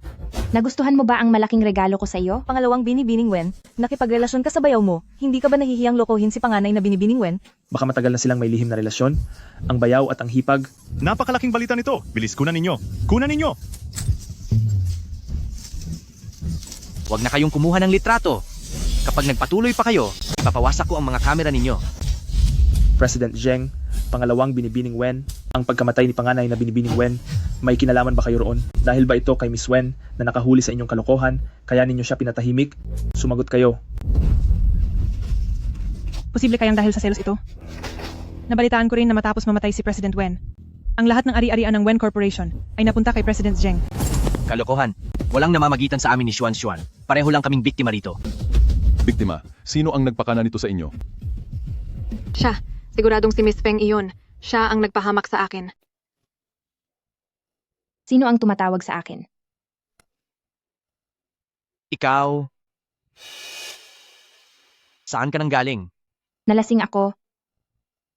Kaya syempre nagpahinga ako sa kabilang kwarto. Sa kabilang kwarto? Bakit ka nandoon sa kabilang kwarto? Kung wala ako sa kwarto 405, ibig bang sabihin, dapat narito ako? At saka si Miss Wen, paulit-ulit niyang sinasabing siniraan ko siya. Ano ba ang ginawa kong paninira sa kanya? Ikaw nga iyon. Itatanggi mo pa ba? Inutusan mo ang waiter na gamitin ang cellphone ni Kuya Xiao para tawagan ako? Niloko mo ako para pumunta sa kwartong ito para lang sirain ang dangal ko. Miss Wen, ang galing mong gumawa ng kwento. Talagang napakahusay. Sayang at hindi ka naging scriptwriter. Paulit-ulit mong sinasabi, Miss Wen, na sinira ko raw ang dangal mo. Bakit ko naman gagawin iyon? May ebidensya ka ba? Niyan? Akala ko pa naman, mabait at tapat kang babae. Hindi ko akalain na ganyan ka pala kasama. Nagkikimkim ka ng sama ng loob kay Xuan dahil pinahiya ka niya sa auction. Kaya ginamit mo ako para sirain ang dangal ni Xuan. Diyos ko, napakasama naman ni Miss Feng. Pinahiya lang naman siya ng kaunti, pero gusto na niyang sirain ang dangal ng isang babae. Ako si Feng Nian. Kailangan ko bang manira ng ibang tao para lang makaganti? Bakit hindi na lang ipaliwanag ni Miss Wen kung ano ang ibig sabihin ng mga litratong ito? Ito ba ang tinatawag ni na Miss Wen at President Zheng na pagiging inosente? Diyos ko, napakawalang hiya ni Miss Wen. 3 buwan pa lang mula nang mamatay ang ate niya. Nilandi na niya ang bayaw niya. Ibubunyag ko ang 2 mga ngalo niya. Walang mga hiya. Miss Wen, paano mo nagawang harapin ang namayapa mong ate? Hindi, wala akong ginawa. Hindi ako yan, lumayo kayo. Umalis kayo. Bilis, kunan niyo ng litrato. Headline news ito.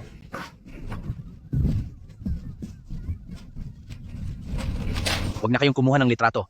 Itigil nyo na yan. Wen Ixuan, Zheng Xiao, ang malaking regalong ibinigay ko sa inyong dalawa.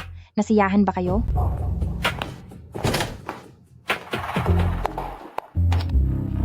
President Feng, hindi ko akalain na ang maliit naming hotel ay mabibili pala ng Fengshan Group. President Feng, gaya nga ng inaasahan mo, tugma ang genes ng Madam at ni Wenji. Ang Madam natin ay ang dating CEO ng Wen Group na si Wenji. Montiko, hindi ko akalain na ikaw nga talaga siya. President Feng, dito po tayo.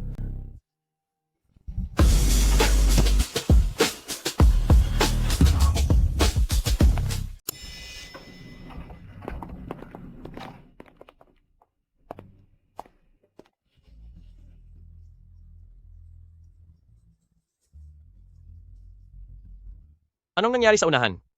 President Feng po, si President Zheng po ay dumalo sa handaan para sa kaarawan ni Miss Feng pero na-frame siya at natulog sa isang kama kasama si Miss Wen. Aayusin ko na po agad.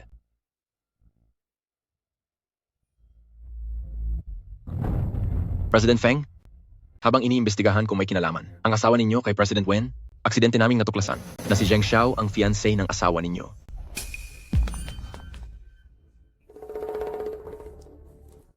Kunin mo sa mga reporter ang lahat ng video ng pagtataksil nilang dalawa. Bilhin mo ang lahat at ipalabas sa lahat ng malalaking outdoor screen sa buong Jiangcheng ng paulit-ulit. Masusunod po, President Feng. Ngayon, malalaman na ng lahat sa Jiangcheng na may relasyon sina Zheng Xiao at ang nakababatang kapatid ng asawa ninyo. Gaya ng inaasahan, kapag kinalaban mo si President Feng, parang si Yaman na ang kinalaban mo. Ituring na lang natin itong pang-aliw bago ang kaarawan ng asawa ko. President, kasal na po si President Feng? Hindi ba halata ang wedding ring sa daliri ko? Halata po. Hehe, halatang halata po. Nakakapagtaka. Bakit ang lalaking iyon kanina, ang likod niya ay kamukhang kamukha ni Feng Yan?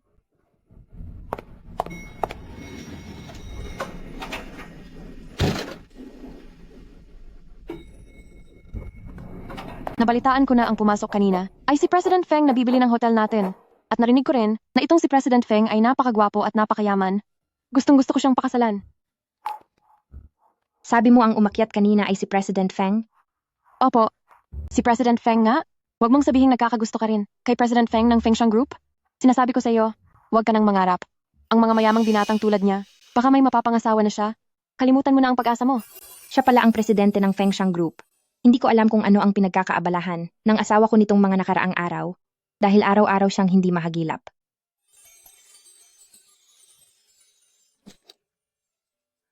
Private person. Magpapadala ako ng gamot para sa sipon. Huwag na.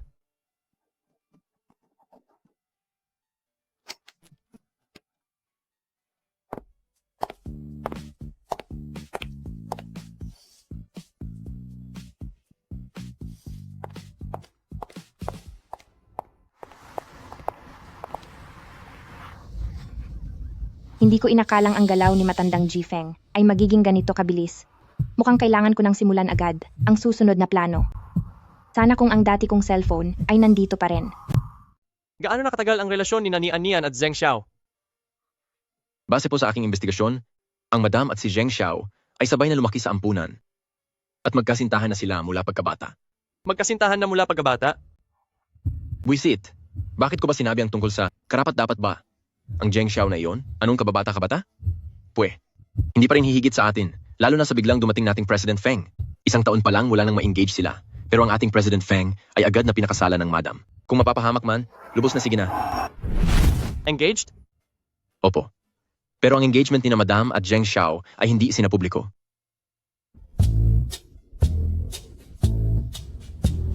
Boss, noong iniimbestigahan ko ang pagkakakilanlan ni Madam, nagpadala ako ng tao sa pamilyang Wen at nalaman kong Ang cellphone na ito ay kay Madam.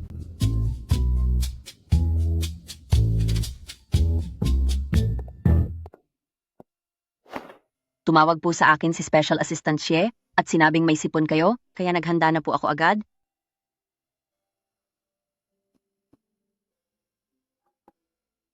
Nandiyan na si Nian Yan? Opo, kanina pa nakabalik ang madam. Mag-isa siyang naliligo sa kanyang kwarto. Sige. Amoy luya. Sino ang may sakit?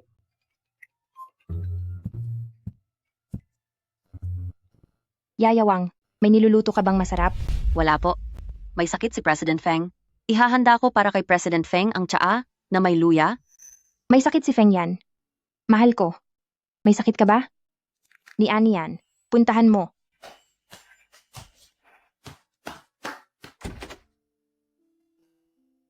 Ang munti kong mahal. Sa wakas ay dumating ka rin.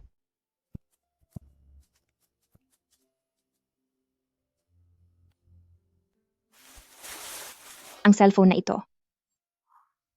Ito nga ang cellphone ko. Zheng Xiao, Wen Yixuan.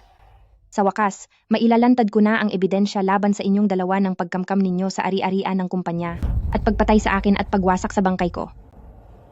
Maghanda na kayo. Iniimbestigahan niya ako. Posible kayang matagal na niyang alam ang pagkakakilanlan ko.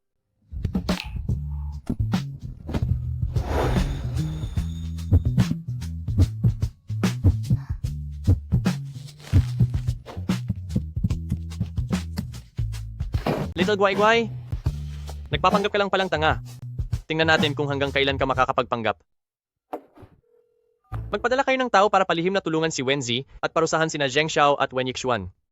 Masusunod po, President Feng. Nakuha ko na ang cellphone ko.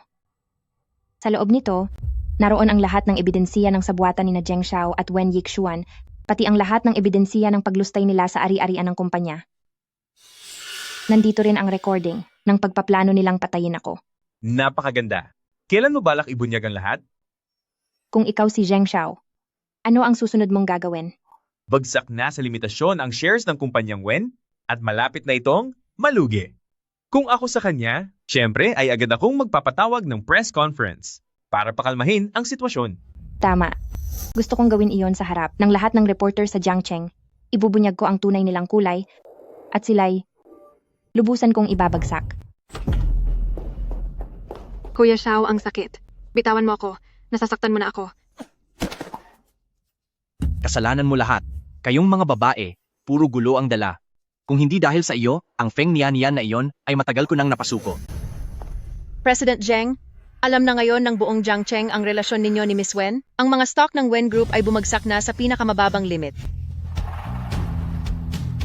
Kung hindi pa papasok ang pondo, hindi lang ang Wen Corporation ang kailangang magdeklara ng pagkalugi, pati ang lahat ng personal na ari-arian sa ilalim ng pangalan ninyo ay mapi-freeze.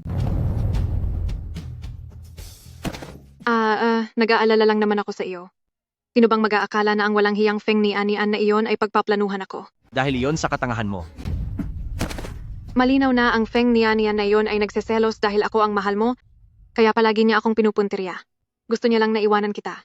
Hindi ko akalain na ang Feng Nian Yan na iyon ay baliw na baliw sa selos dahil sa pagmamahal sa akin. President Zheng, ano na ang gagawin natin ngayon?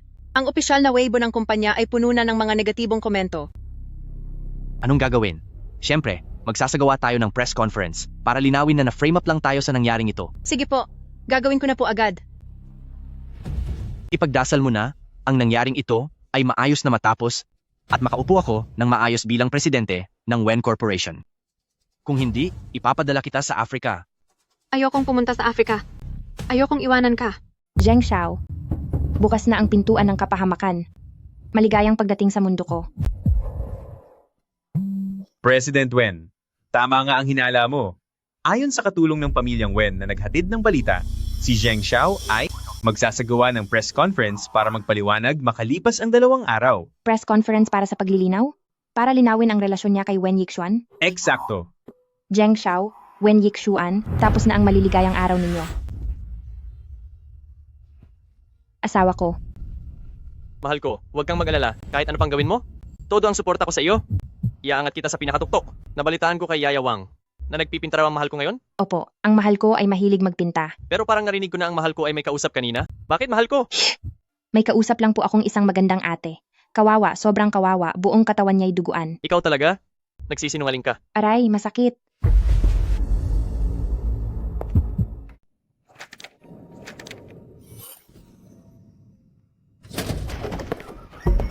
Bilang tugon sa tsismis namin ni pangalawang binibining Wen, nitong nakaraang 2 araw, may nais akong ipahayag. Kami ay biktima ng panlilinlang at ang taong may pakana nito ay natagpuan na namin.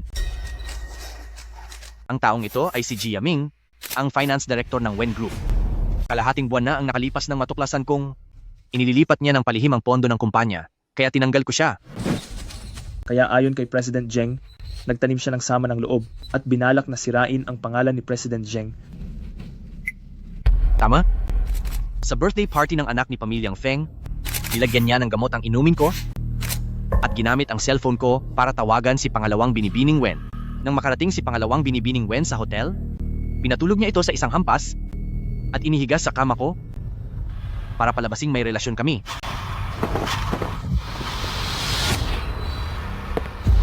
Dahil sa iyo, na-blacklist ako sa industriya, kaya pagbabayarin ko kayong lahat. Sina President Zheng at pangalawang binibining Wen ay talagang biktima lang ng panlilinlang. Sana pagbayaran niya ito. Ang mga ganyang tao ay dapat ipadala sa kulungan. Paano naman ang inilabas ni Miss Feng na litrato ni na President Zheng at pangalawang binibining Wen na naghahalikan? Nagamit lang din si Miss Feng. Peke rin ang litratong iyon. President Zheng, bumalik na ang presyo ng shares ng Wen Corporation. May isa pa akong ipapahayag ngayong araw. Formal na bang aakuin ni President Zheng ang posisyon bilang presidente ng Wen Corporation? Ako mismo ang mag-aanunsyo. Simula ngayon, ako na ang formal na. Nakakatakot na larawan. Sino iyan? Sino ang nangahas manggulo sa press conference ng Wen Group at gumawa ng kalokohan? Gusto ba nilang mapahamak?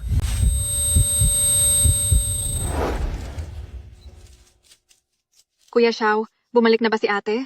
Siguradong bumalik na si ate. Wala na si Wenzi. Wala na siya. Malinaw ba?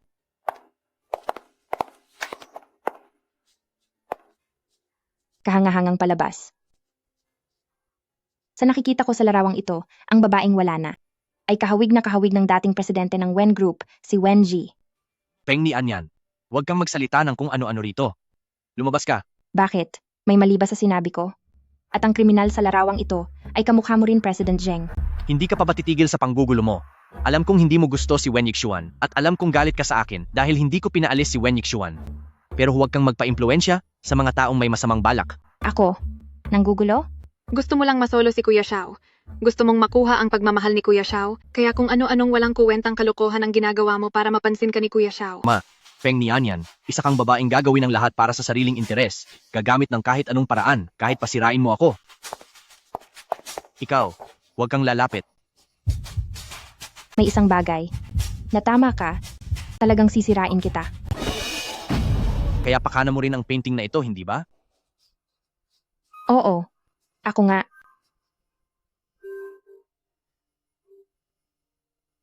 Bakit mo ito ginawa? Ano ba talaga ang balak mo? Ano ang balak ko, President Zheng? Sa talino mong iyan, bakit hindi mo hulaan ang susunod kong gagawin? Ano? Napakasarili mong babae. Ano pa ba ang kaya mong gawin? Hindi ba't para lang makuha si Kuya Xiao? Pinapayuhan kitang kalimutan mo na iyan. Kahit ano pa ang gawin mo, ang puso ni Kuya Xiao ay hinding-hindi magiging iyo. Paulit-ulit na lang ang mga salitang iyan. Wala ka na bang ibang paraan ng pang-iinsulto? Ikaw. Feng ni Anyan, alam kong ampun ka lang ng pamilyang Feng, kaya kailangan mong makahanap ng mayamang mapapangasawa para mapatatag ang posisyon mo.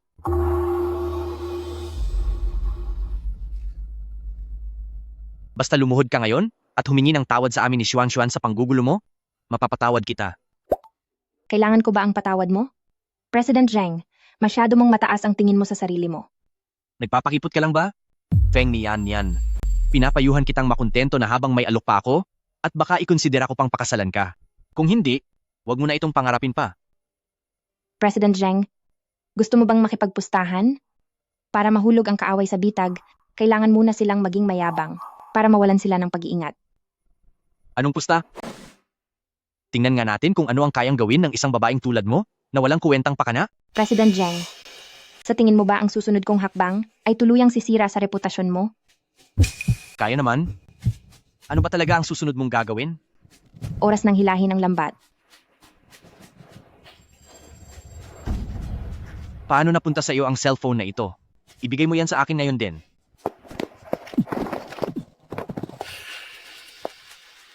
Pamilyar ba sa iyo ang cellphone na ito, President Zheng?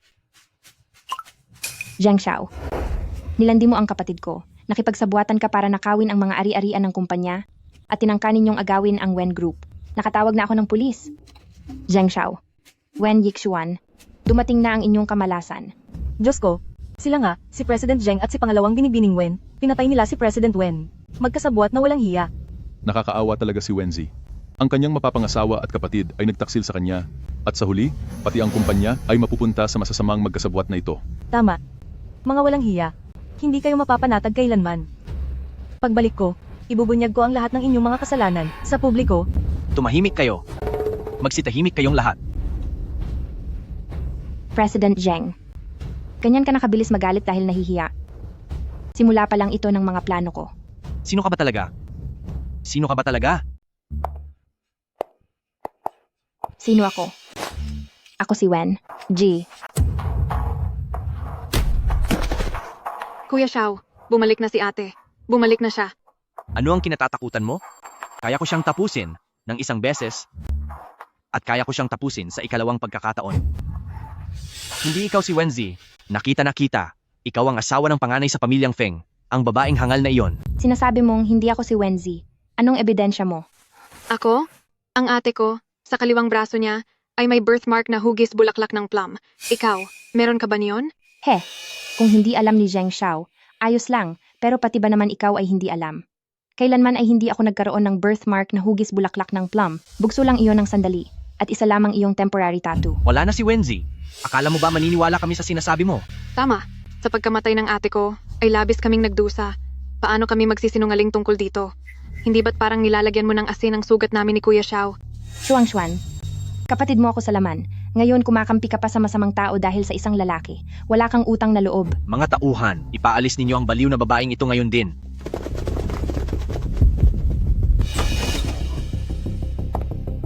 Tingnan ko lang kung sinong mangangahas. Bakit siya nandito? Nakikita nyo na, di ba? Ano raw si Wenzi? Sa tingin ko, si Young Master Feng ang naghanap ng mukhang kamukha ni Wenji para magpanggap na siya at maagaw ang Wen Group. Wala na talagang kahihiyan ang pamilyang Feng. Pinapanggap nila ang isang baliw bilang henyo sa negosyo na si Wenzi. Hindi ko alam kung ano ang iniisip nila. Sabi ko na nga ba, hindi ang babaeng ito si President Wen, marangal at elegante si President Wen, samantalang mukhang tanga at mahirap ang babaeng ito. Tama, ate ko siya. Hindi ko ba makikilala? Ang babaeng ito siguradong may delusion. Araw-araw niyang iniisip na isa siyang mayamang tagapagmana at tycoon. Kung hindi, bakit siya kumakapit sa aking Kuya Xiao? Young Master Feng, pinapayuhan kitang lumayo na sa babaeng iyan. Baka lokohin ka niya at malagyan ng sungay.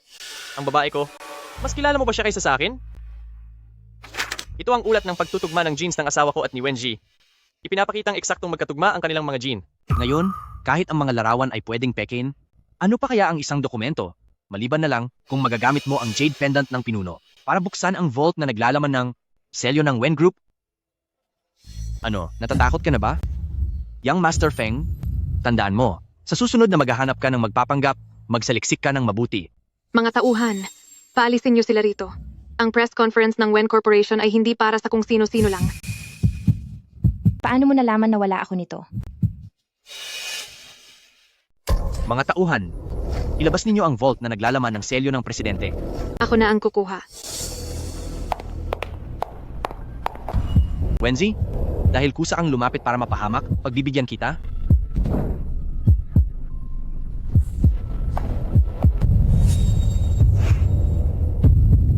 Narito na ang vault. Kung aaminin mong nagpapanggap ka, at luluhod ka sa harap namin ni Kuya Xiao para yumuko ng ilang ulit, baka pag-isipan ko pang palampasin ka. Paano kung hindi ako umamin? Talagang matigas pa rin ang ulo mo. Kapag hindi mo nabuksan ang vault na ito, ngayong araw, sa harap ng lahat, luluhod ka at hihingi ng tawad at gagapang ka palabas ng bulwagang ito. Kapag nabuksan ko ang vault, kayong dalawa ang luluhod at gagapang palabas. Hindi. Kapag nabuksan ko ito, kayong dalawa ang luluhod sa kulungan. Paanong hindi ito mabubuksan? Ahahaha, isa ka lang na peke. Kahit 100 beses mo pang subukan, hindi iyan bubukas. Tama, may dala kang peking jade pendant at gusto mo pang buksan ang vault ng Wen Corporation? Nananaginip ka ng gising. Ang talo ay talo. Ayon sa napagkasunduan kay President Zheng, dapat kang lumuhod at gumapang palabas dito. Pinalitan ko na ang vault sa tulong ni Xuan kanina pa. Wenji, ngayong araw, katapusan mo na. Sinong nagsabing peke ako? Siguradong may problema ang vault na ito. President Feng, malamang ay pinalitan nila ang totoong vault. Gusto mo bang paimbestigahan ko ito? Bibigyan kita ng 3 minuto. Gusto kong makita ang totoong vault. Sige po. Peke? Sige nga, ilabas mo ang totoong vault para makita namin. Ang peke ay peke lang talaga. Bakit hindi ka pa lumuhod sa harap ko? Ihandaan nyo na ang mga kamera nyo. Ang pagluhod ng manugang ng panganay ng pamilyang Feng at paghingi ng tawad ay i-post sa internet pagkatapos ay gumapang siya palabas na parang asong ulol. Hahaha. Siguradong magiging headline ito bukas. Tama, lumuhod, humingi ng tawad, gumapang palabas lumuhod. Tama rin. Maya-maya lang ay gagapang na siya palabas na parang aso, hahaha, hahaha. Young Master Feng, ang ganitong klaseng babae, kahit itapon pa sa kalsada, ay walang lalaking magtatangkang pumulot sa kanya, di ba? Ang sarili kong problema, ako mismo ang aayos sa kanila.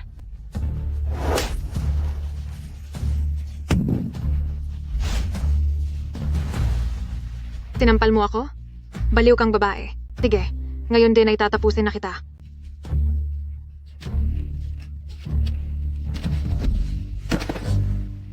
Gumapang ka. Kapag hindi ka gumapang ng maayos, papaluin kita ng latigo. Nasa akin na. Ang totoong vault.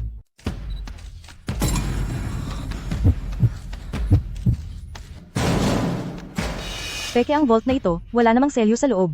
Bilang mataas na opisyal ng kumpanya, hindi mo ba alam na ang vault na pinaglalagyan ng selyo ay gawa ko sa espesyal na materyales? Kahit pukpukin pa iyan ng bato, hinding-hindi iyan mabubuksan. Madam, pasok po kayo. Ako si Wenzi, ang presidente ng Wen Group. Imposible. Ni ano yan? Ipinatawag ko na ang pulis. Paparating na sila. Hahaha. Matagal na pala kayong may relasyon. Young Master Feng, hindi mo pa ba alam? Sa totoo lang, matagal ko na siyang nakasama, pero itinuring mo pa rin kayamanan ng ayaw ko na. Hump.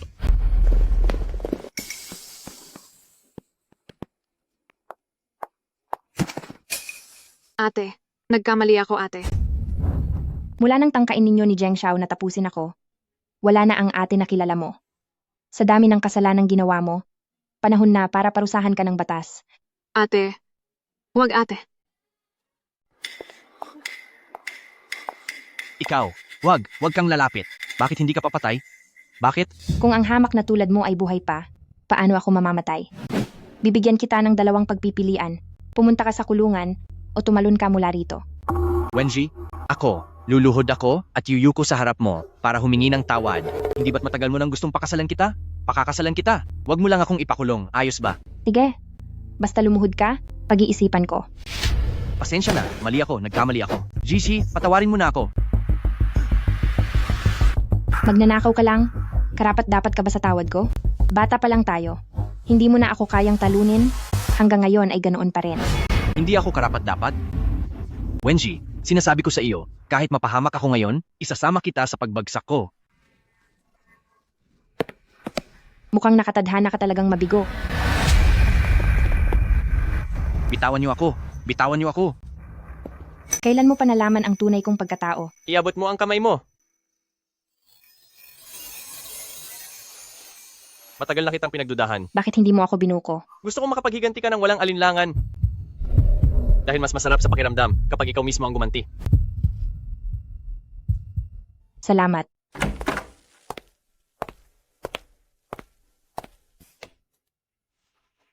Nasaan ang asawa ko? Nasa study room po si Young Master Feng.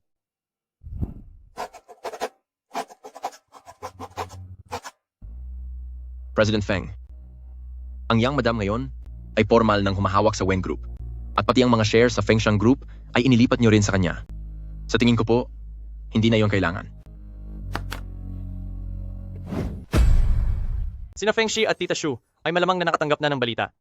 Binali ni Anyan ang isang binti ni Feng Shi, kaya siguradong hindi sila titigil hanggat hindi nakakaganti. Mukhang hindi magiging payapa ang gabing ito. President Feng, ang mga shares ng Feng Group ay halos nabili na natin lahat. Plano niyo na po bang simulan ang huling hakbang? Oo. Bago pa nila saktan ng babae ko, uunahan ko na silang ayusin. Ibig sabihin, itatago niyo pa rin sa Young Madam na kayo ang presidente ng Feng Shan Group? Hindi pa maaari. Hanggat hindi pa naaayos ang lahat ng banta, mas mabuting huwag muna niyang malaman. Hindi po ba kayo nagtitiwala sa kanya? Masyado lang akong nagtitiwala sa kanya. Kapag nalaman niya, sigurado mag-aalala siya. Baka gumawa pa siya ng paraan ng hindi ko alam. Sa oras na iyon, siguradong mahihila siya sa maruming gulo ng pamilyang Feng. Naiintindihan ko po. Ang tungkol sa pagiging presidente niyo ng Feng Shan Group, sisiguraduhin kong hindi ito malalaman ng Young Madam. Ano ang ayaw ninyong malaman ko?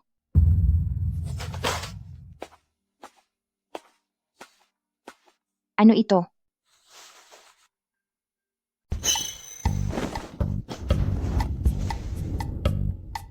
Ano ito?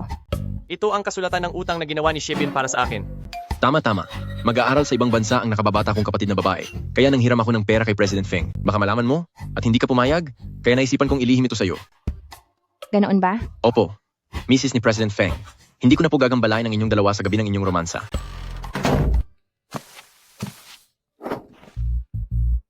Anong balak mo? Mahal. Gusto kong...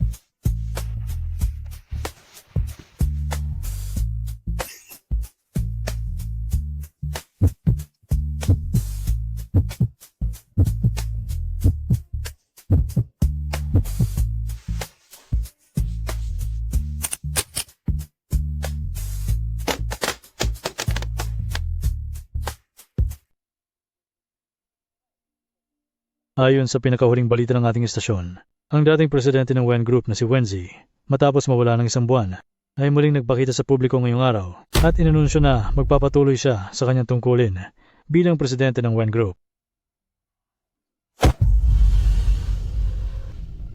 Ikaw pala si Wenzi? Dahil sa iyo, naputulan ako ng isang binti. Wenzi, maghintay ka lang.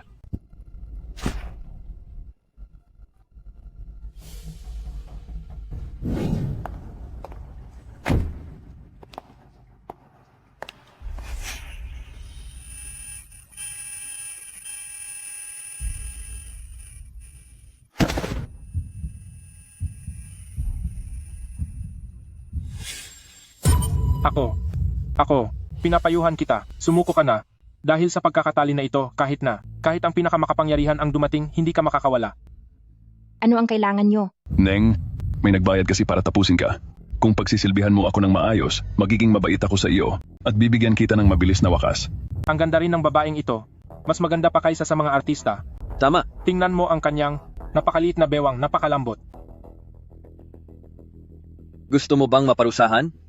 Sa unang pagkakataon, dapat ang boss muna ang mauna, pumila ka sa likod ko. Ang sakit na ng mga kamay ko, mahirap kumilos kapag nakatali. Pakawalan mo naman ako. Ito, Ano ang kinatatakutan nyo? 3 naman kayo. aba, hindi ko akalain na ang tanyag na asawa ng panganay ng pamilyang Feng ay ganito pala sa pribado.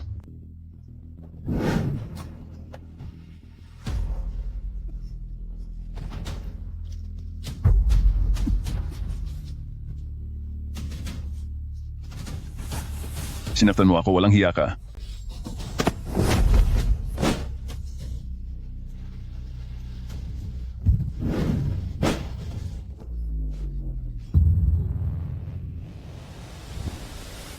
Kapag humakbang pa kayo ng isa, tatapusin ko siya. Sige, hanggang dito na muna ang meeting natin ngayong araw.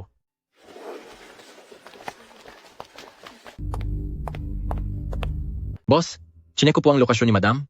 Wala po siya sa Wen Group, kundi nasa isang abandonadong pabrika. Sa gitna ng kawalan. Nako, nasa panganib siya. Magtawag kayo ng mga tao. Samahan niyo akong iligtas si Anian. Opo.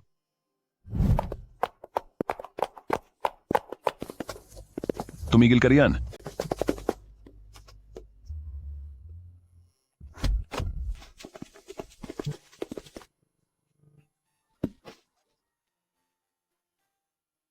Feng Yan. Pasensya na. Nahuli ako.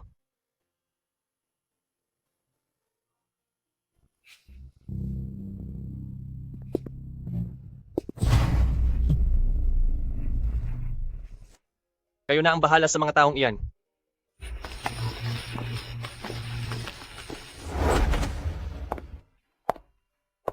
President Feng, buntis po si Madam.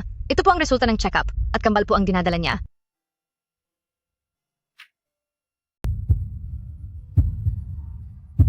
May anak na ako. Akin siya.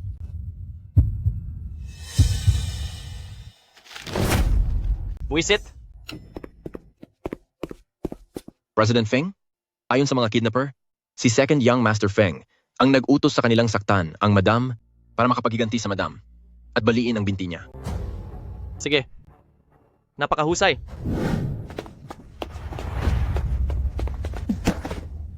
Ikaw ba ang nag-utos na tapusin si Nian Yan?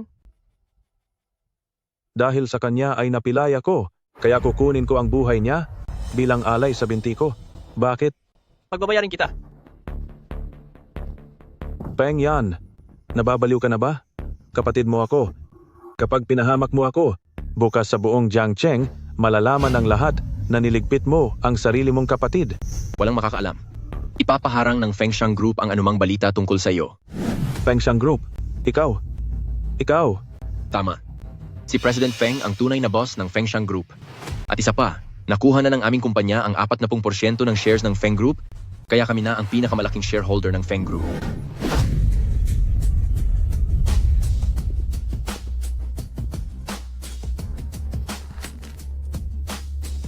Fengshi, makinig kang mabuti. Simula ngayon, hindi ka na bahagi ng pamilyang Feng. Simula bukas, wala nang tatanggap sa kanya sa buong industriya. Masusunod po.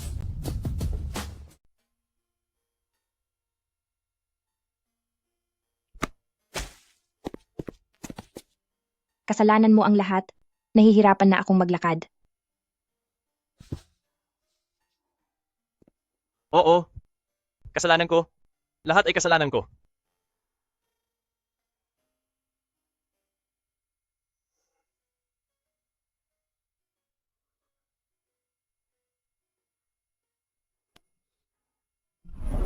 Huwag kang gumalaw. Gagalaw ako. Bakit mo kasi inilihim sa akin na ikaw ang presidente ng Fengshan Group? Bata ka talaga. Mapagtanim ka pala ng galit. Siyempre naman. Bakit? Nagsisisi ka na ba? Nagsisisi ka na bang tayong dalaway? Maghiwalay? Tapos tatakas ka habang buntis? Huwag mo nang pangarapin yan. Sa natitirang buhay natin, huwag mong isiping makakatakas ka sa akin. Ang dominante mo. Pero gusto ko iyon. Sana ang lahat ng babae ay makalabas sa kanilang kadiliman at matagpuan ang sariling init na makakasama nila habang buhay.